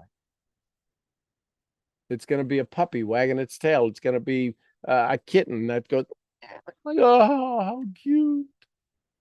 It's going to be a friend you haven't talked to in a long time. It's going to be a friend from Puerto Rico who's going to show up, or from Miami who's this beautiful Puerto Rican going, I am back. Talk about joy. It's Silky who invites me to do an interview yesterday with her and sends me texts of people going, oh my God, they want more of you. I'm like, oh, how cool. Oh my God. How, if I was certain that I was going to show up on Silky's live yesterday and people are going to love me, do you know how many people wouldn't be there? How many people wouldn't love me? I just show up for her and show up. And because we love each other, people are like, I want some of that. Once you have certainty, uncertainty, love and connection and significance in all those areas, you understand that here's the thing. Y'all ready for the big aha? You're ready for the big hammer? Case closed. The people you are about to go have a conversation with are living in certainty and significance, and their life is in pain, and you have to convert them, guide them into uncertainty. Isn't joining you an uncertain thing? Listen, hanging out with me is the most uncertain thing you've ever done in your life. It's like, I don't know how the hell, hang on, buckle up, Buttercup, because I don't know where Sean's taking us. And you know that it's done in love and connection. So some of you come here and the love and connection is enough to help you ride through the uncertainties. That makes sense? This is yes, this is no. Because I take you to places you've never been. You're like, how the hell do I get off this merry-go-round? And yet you choose not to because it's done with love. And there's a certainty in the love. I don't know what the heck's going to happen, but man, I know we're going to get through it. And then we have growth. And then we can contribute. Growth of ourself and growth of those around us, and contribute to ourself and to those around us. The challenge is that you're wanting to help them grow and contribute to their lives, and they have to get out of certainty and significance. They have to. There's nothing certain and significant about where you're about to go. There's an understanding and a comprehension. It's required to fall into uncertainty, which is why most people struggle in our powerful profession of self-development. That's why Kiyosaki said network marketing is a personal development process wrapped up with a compensation plan. Those who develop better, those who undevelop better, get a bigger income. Period. End of story. Has nothing to do with your product or comp plan. Oof. Bonus. You grow you take care of you. People say to Joseph McClellan, I want some of that. And they show up. Hi, Shammy. What's your question? Let's go to Shammy. I was just thinking how uncertainty can kind of get mixed in or with indecision. Mm-hmm. Like, it's because you're that's saying that the uncertainty is not positive. And variety and uncertainty in my mind would have a different definition. Right. So let's give yourself a better definition that works for you instead of against you.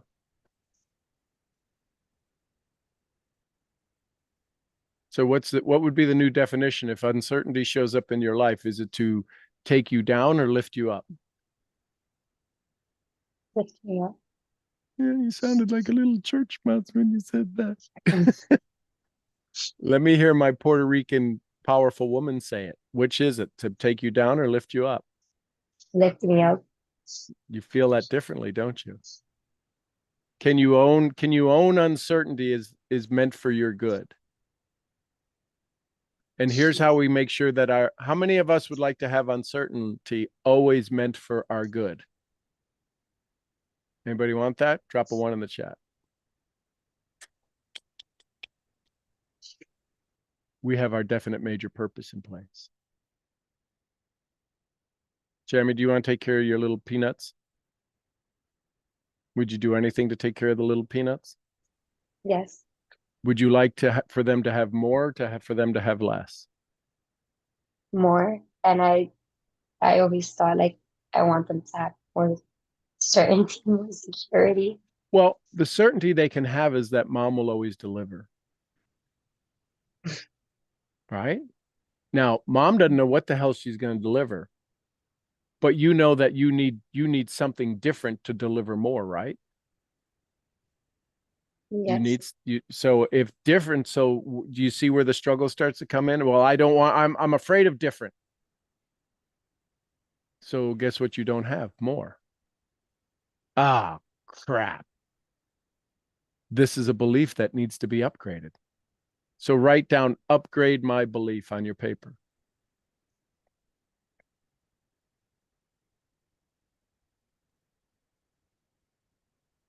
And is it possible?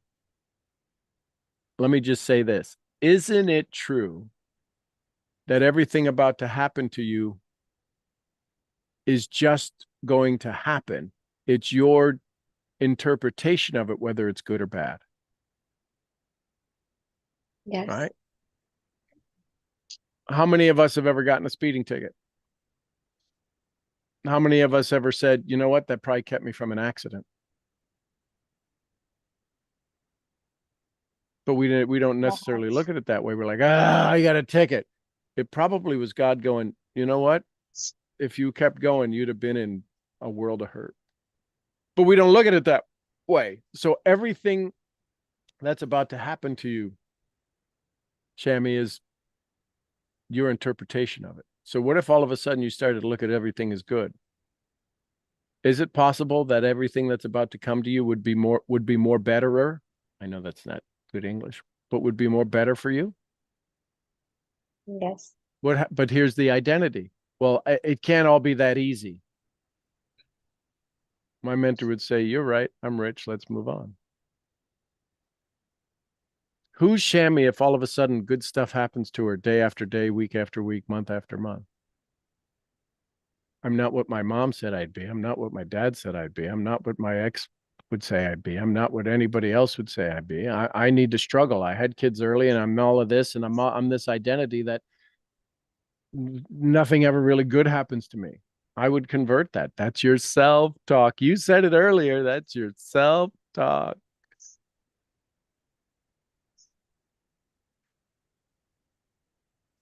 When good things happen to you, what's the feeling you want? Joy. So then just write down joy. Don't write down I am joy. Just write joy. Ooh, you underlined it. Did you make the Y into a little heart? Like a third grade girl would do? Joy. Put a I little used to smiley, write underline. put a little smiley face in the J. What if that was everything from this moment on, from this moment on, from this moment on, everything in your life was joy?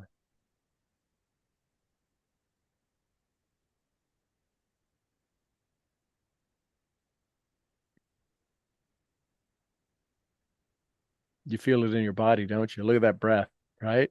That's called neuroencoding, my love. All we're doing is looking at the word joy and your body is flipping the frick out. It is. You're right now. You've crossed your hands. You know, I'm going to see everything you do. You haven't crossed your hands since we started this whole damn thing. But now your hands are crossed in front of you. They're guarding your gut. They're guarding your dew. They're guarding your solar plexus. This is your solar plexus chakra. Say, I do joy. I do joy. I do joy. Do you understand joy? You just understand. Do you understand?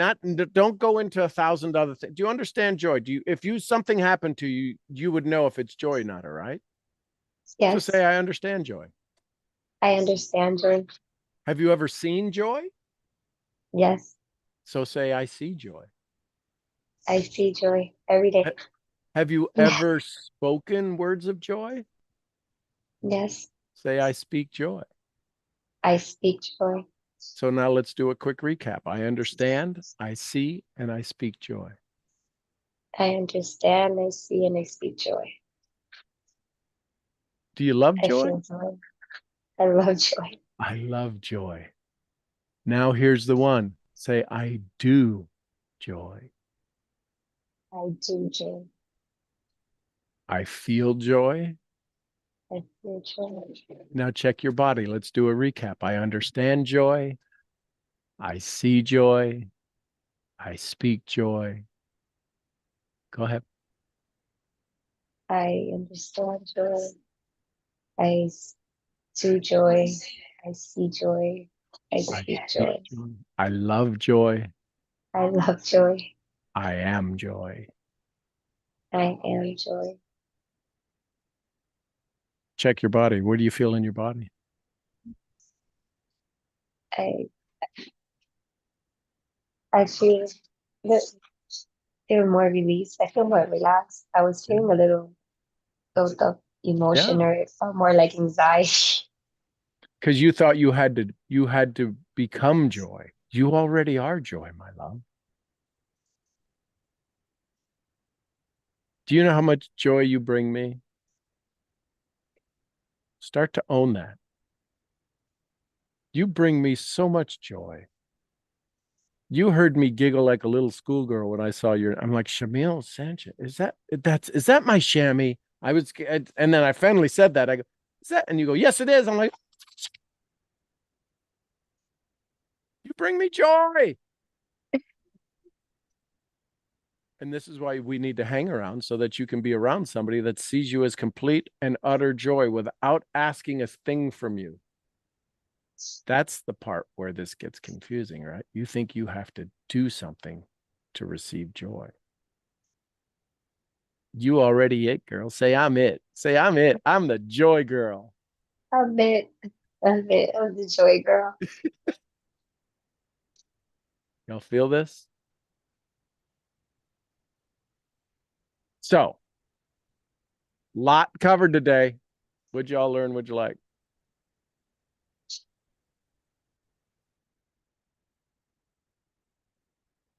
Shocking. I'm shocked that AJ put his hand up. I feel as all right, okay. So all right. The motorcycle I- accident was less painful. I get it. Yes, yes. Okay, so I feel as if for some reason I'm standing over the edge of the abyss. Yep. Okay. And looking down at it, and at one point I feel as if I'm having a breakthrough. I completely understand the program. I completely understand what I need to do. And then you say something, and then I feel like, well, I didn't think of that. So that that's gonna mean that this is not gonna work, and then this and that, and then and then somebody asks a question like Shammy or Louise or Silky or Heather says bonus, or Diane pops a question, or Ben says something, or anybody says anything, and then I say, well, of course that makes sense. And then I'm back to understanding the program, and then you say another thing, and then I'm again confused about the program, and then I'm on this verge of understanding the program, and then also thinking that I'm gonna have to reread these notes for the next 5 years for something to work. I'm kind of, So you Fighting ready the for demons. the upgrade? yes. Okay. So picture standing on the edge of the abyss. Yep. Let me know when you're there. Yep. The abyss is in front of you, right?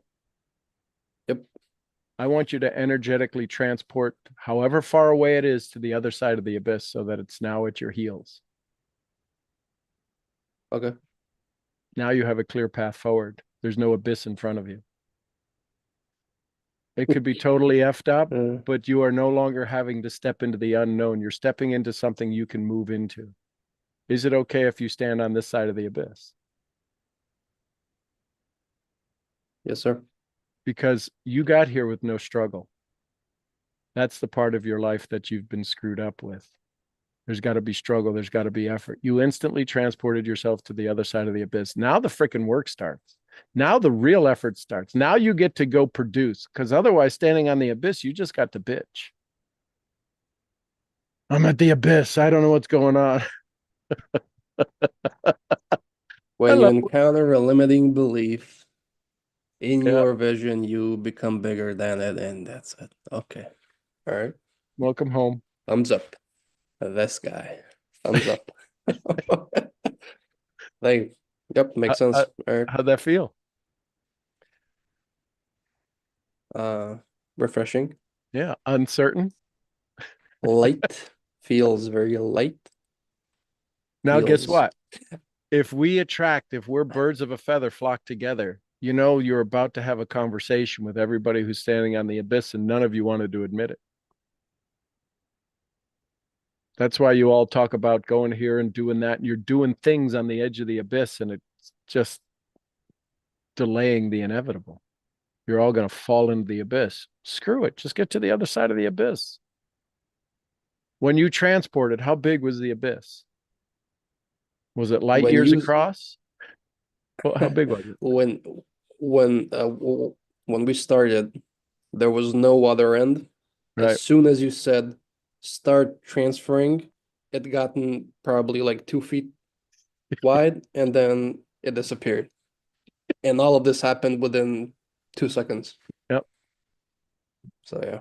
So how many people are standing on the edge of the abyss that you could now say, it's not even a full step? But you are so focused on the abyss, you can't even see the other side.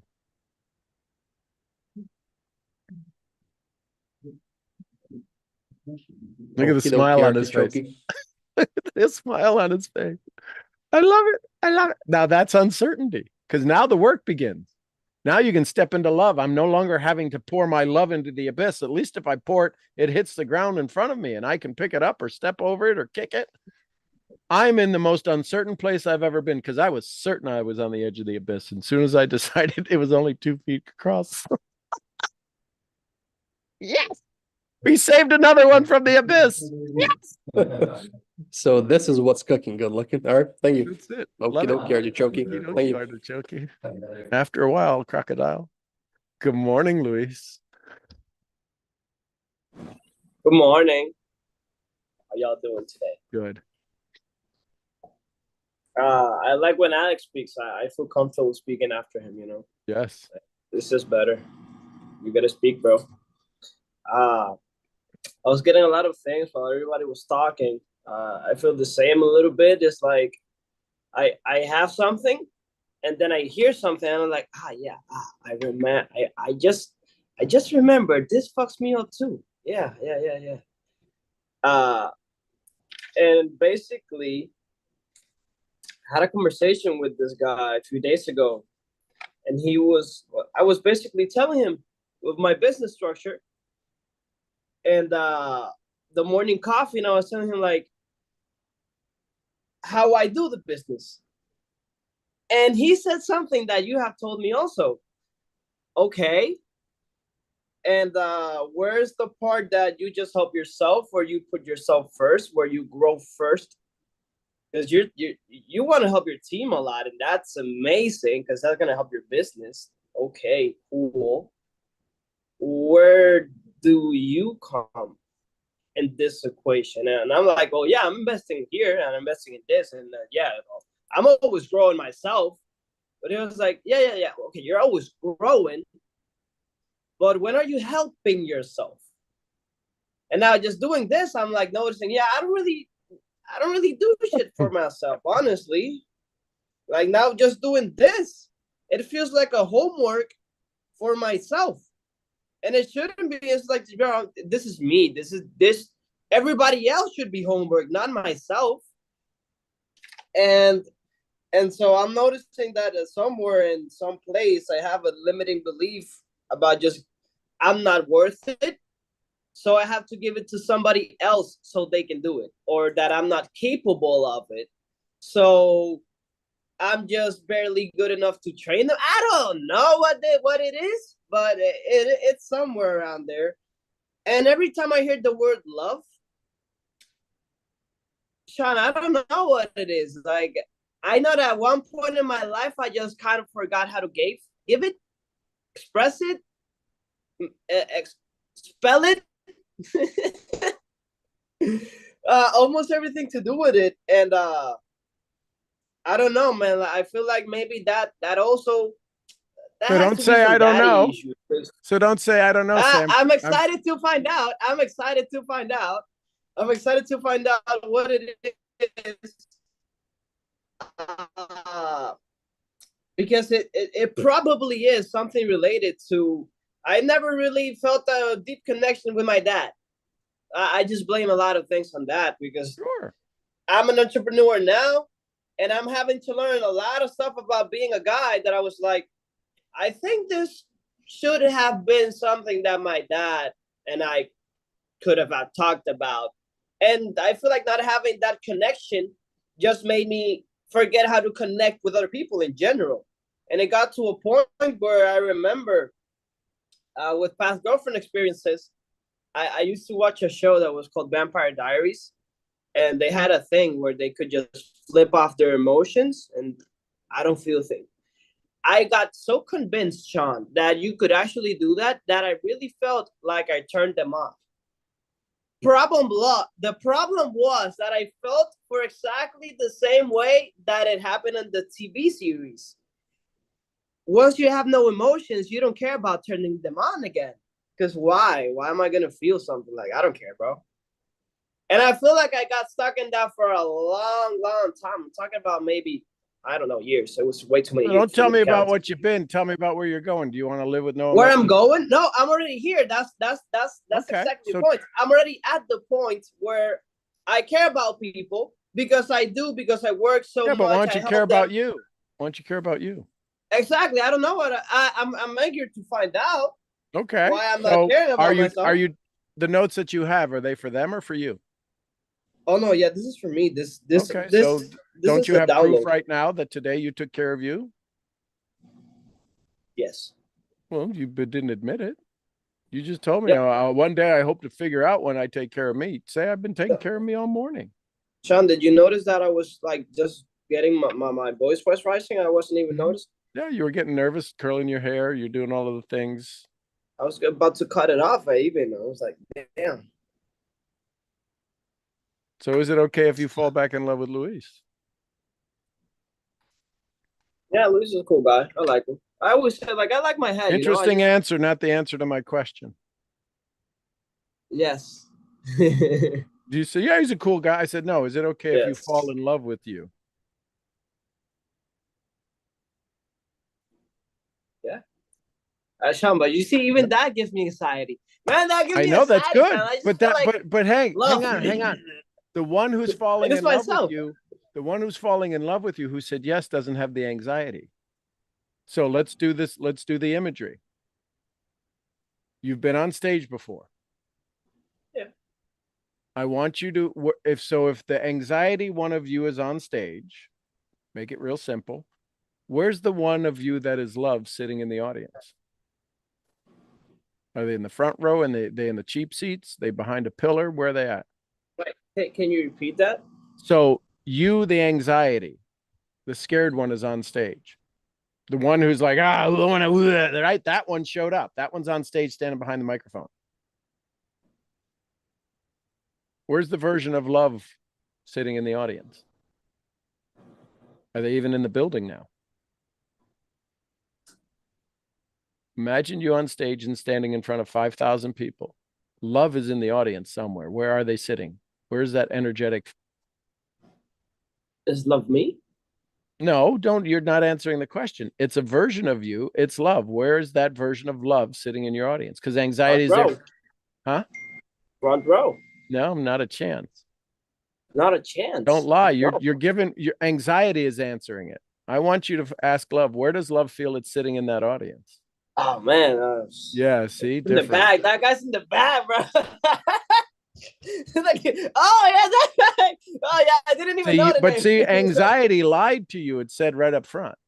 Oh yeah. So I want you to look at who's in the front rows. They're probably dark energies. These are the people that make you anxious. These are the people that you're being anxious for, the entities, the energies, the stories, the old stories of there's somebody sitting right up front is I ain't got a connection with my dad. The other one sitting up front is that you're not good unless you're a man. All of these guys are sitting up front. All of these energies are sitting up front. Ask them to leave the front row.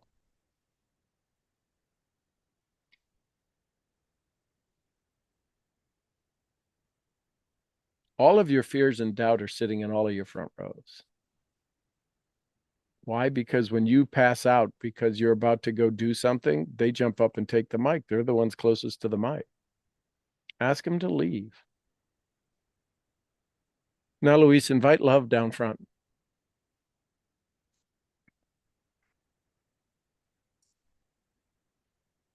Which seat do they take? Do they take dead center? Do they take left? Do they take right? I do it. They're here. Yeah. So I do the stage. So you're standing on the stage. Are they left of you or right of you? From you looking out at the audience? Yeah, left. Left side.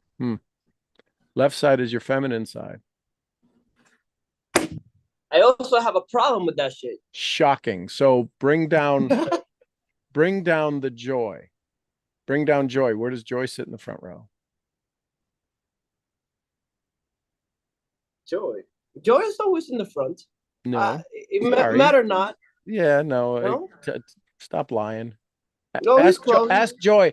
So ask Joy where I feel like hang on, you're trying to talk. Listen, you ain't gonna win this battle. You are so far out of your league right now. You need to listen. So ask Joy where Joy is sitting in the audience. Where does she have to come from? Where does he have to come from? How far back in the audience was Joy placed? Man, that was with the other guy in the back. Hmm? They were like So, talking together. exactly. But you said the ego part of you said Joy's always up front. Bullshitaki. Fuck, man. So now invite Joy up front. How about Peace? Where's Peace sitting in the audience? Ask Peace to shout out. How far away does the sound of Peace going? I'm here. Invite He was Peace. just like in the front corner, but Yep. from the back. So bring Just Peace down. one aisle in front. Bring Peace down. Bring community down.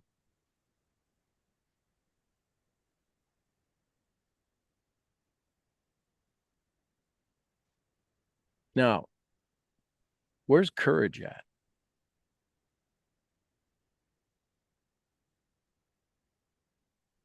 Not what you think courage is. Where is your courage at?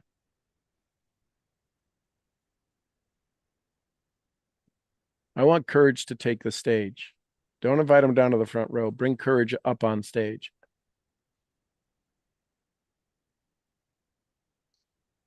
I found him. Yeah, there was like he was like on the side. He wasn't even on the back, he was on the side. So if Courage takes the stage, what does Courage say to Love? Don't be afraid. What does Courage say to Peace? Relax. What does Courage say to Joy? You can enjoy this.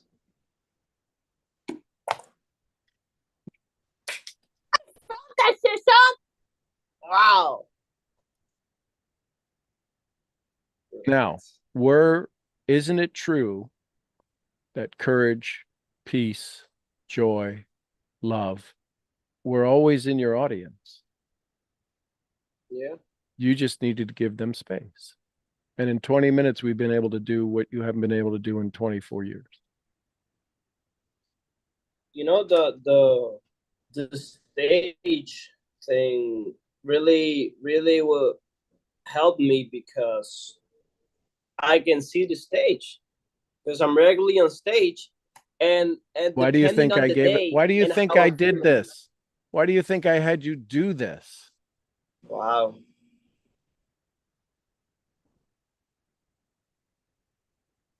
You know, Sean, I do every like thing is one of my positions. And I Right. actually like in the where But you were doing like, it for really everybody. depending. But you were doing it for everybody else's audience, not your own. That's why you couldn't find yours. You could find Courage, Peace, Love, and Joy, and everybody else. But here's the thing.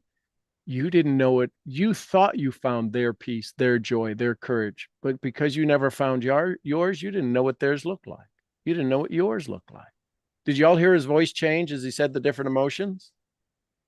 Did you see what he did when Courage came up and said to Joy, you can enjoy this? And he's like, oh, that was neuroencoding. What you witnessed was neuroencoding at its most profound way. This is why nothing you're about to go do is in your head. It's not intellectualized in your head. It's emotionalized in your body. And what we're doing here now, 10 hours into this, is getting you emotionally tied to your possibility and your potential. I'm a human potentialist. I'm not here to teach you how to make money.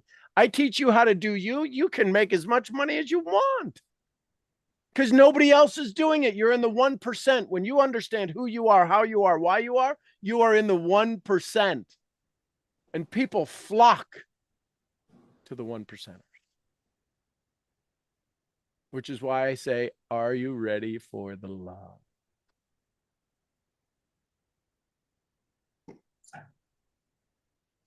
I'll put him in the front row now, so I'll just let him But be. here's the thing.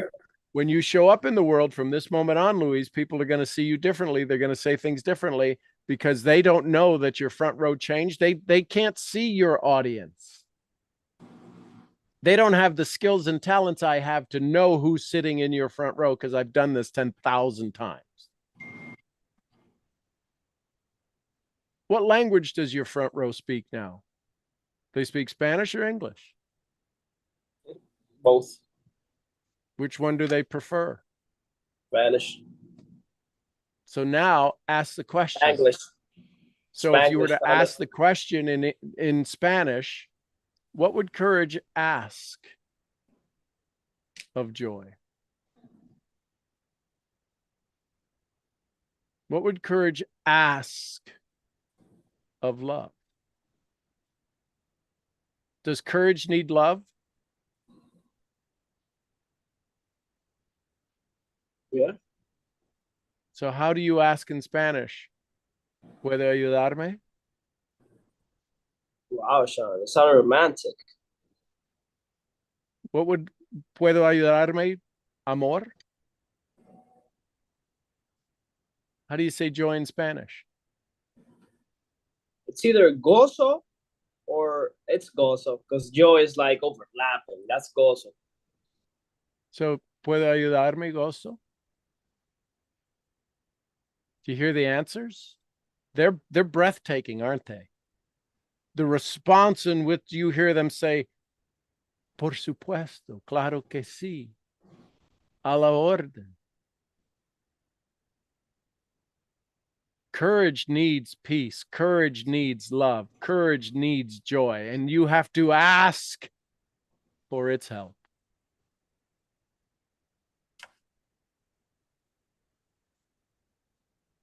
One of your emotions sitting in the front row wants to go up on stage. Which one?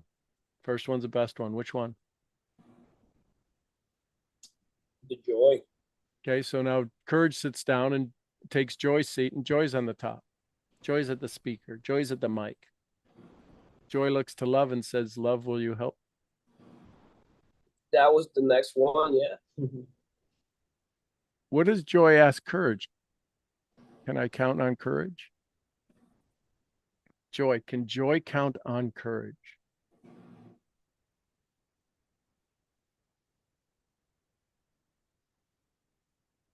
Do you see his face?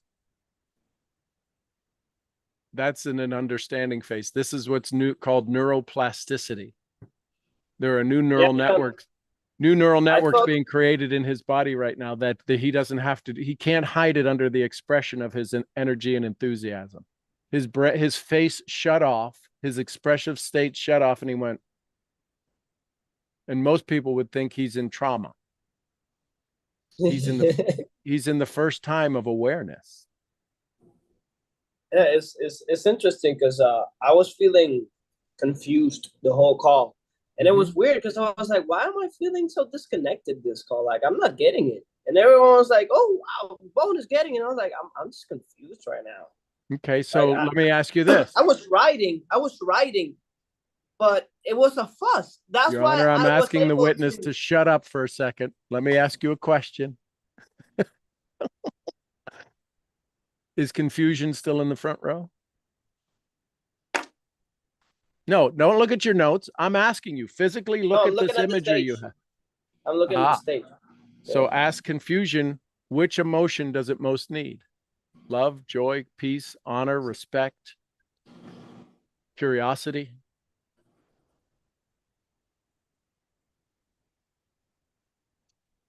Oh, being acknowledged, recognition. Does confusion need recognition? Fashion. You touched the grain. I have a thing with recognition. Shocking. It's an actual problem. So let confusion be on top on the stage, and then ask all of your love emotions, love, joy, peace, honor. Ask them to come up and give confusion the recognition and say it's okay.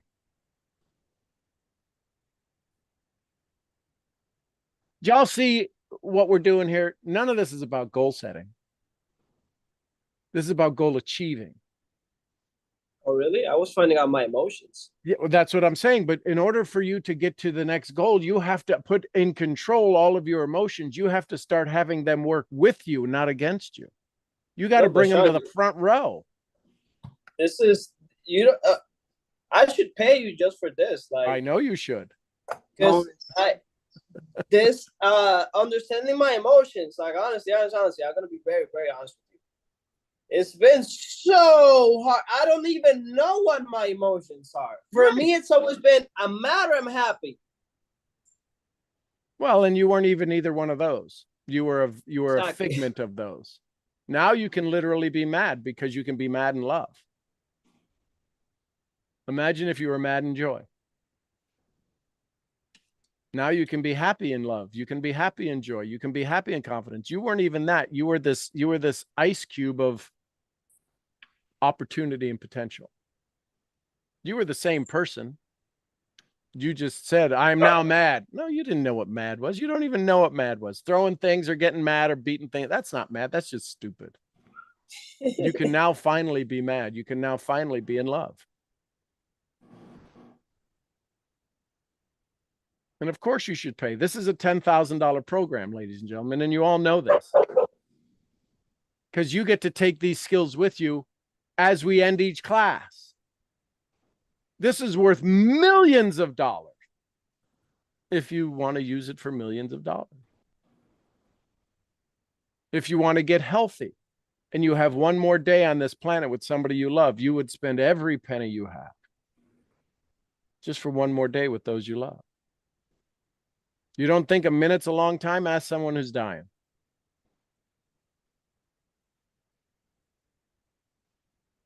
You don't think $100 is important? Ask someone who's broke.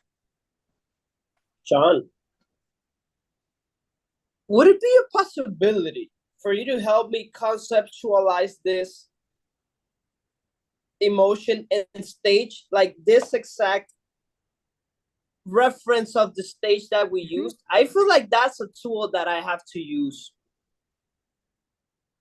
like just for my Absolutely. What's it worth to you? I don't know, but well, no. When you it's know, worth then we'll nothing. figure that out. Because you're either going to cut your teeth or you're going to cut a check. Love it. And you've been cutting your teeth for a long time, so I would love that you've got enough teeth left to eat corn on the cob or a pincho. So Let's get it. You got to decide. There's a price to pay. I didn't tell you what the price is, but you have to decide, is this what am I going to pay that I'm going to pay attention? Oh, we're gonna speak about it on the ranch. Don't worry about it. We'll talk about it. Well, if you're waiting for it at the ranch, then it's too late. It's too late. Oh, we gotta talk it after this call then. So, just saying, priorities, right? Thank you, Sean. Honestly, thank you. This has been mind blowing. I feel very clear now. Like I took a coffee and I didn't drink coffee today. Yep. There you go. Who else? Lessons learned, thoughts, comments, questions, takeaways. This reminds me of the fights we used to have that I used to have with myself, talking to you back in 2020. So this was refreshing. Truth is truth.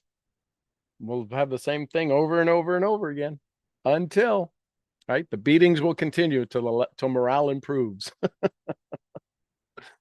But they're different, and that's what I love about it. So anyone? Last thoughts, comments, questions. Hey, good morning, my friend. Hey, good morning, Mr. Bob Kane, Horseman. So thank you for this and this journey we're on. Much appreciated. And I know I'm speaking that I feel like I shouldn't say this because I'm kind of speaking this into reality, but the truth of the matter is, sometimes it takes repeats to get this through my thick head. With as many trips around the sun as I've had. And the more trips around the sun, the more challenging it is to rewire that trip. Exactly. So you had mentioned this is in something about a school, and I don't know what that is. Okay. Yes. I will. I'll drop the link in one of our community chats. Let me see if the link has come up now.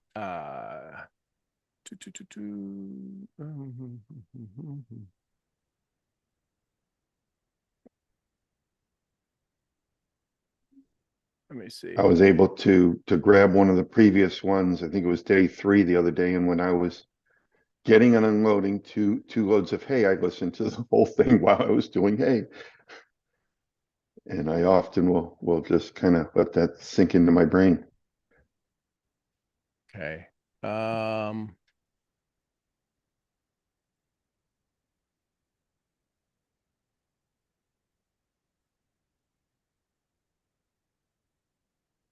One more try. Hang on.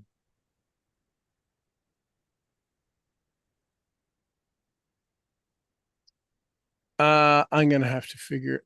So I had got a link, but anyway, so I'll send you the link. I'll send you the invite. I appreciate that very much. You bet. All right. Okay, man. All right. Love you. Enjoy your day. Love you too, brother. Thanks. All right. Bye. Anyone else? Lessons you learned, thoughts, comments, questions, takeaways. Yes. This was huge for me because I literally live in uncertainty all this time. And so when you put this, and I always would think to myself that, you know, I live day by day and things change and I'm okay with that and I embrace that. But then when you put this, then I saw that I've been in the wrong place and I should be in certainty. So you then telling us that that is not the place to be.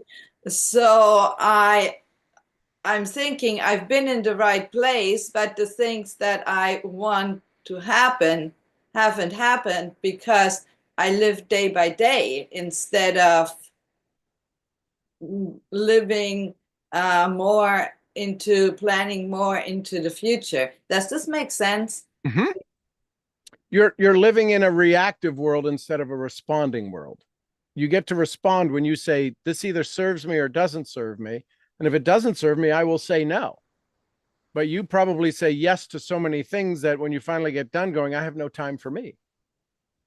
That doesn't serve. I used to do that. And I stopped doing that when I saw that some people that I was helping didn't appreciate me at all. And I thought that it wasn't feeling good, not even getting a thank you.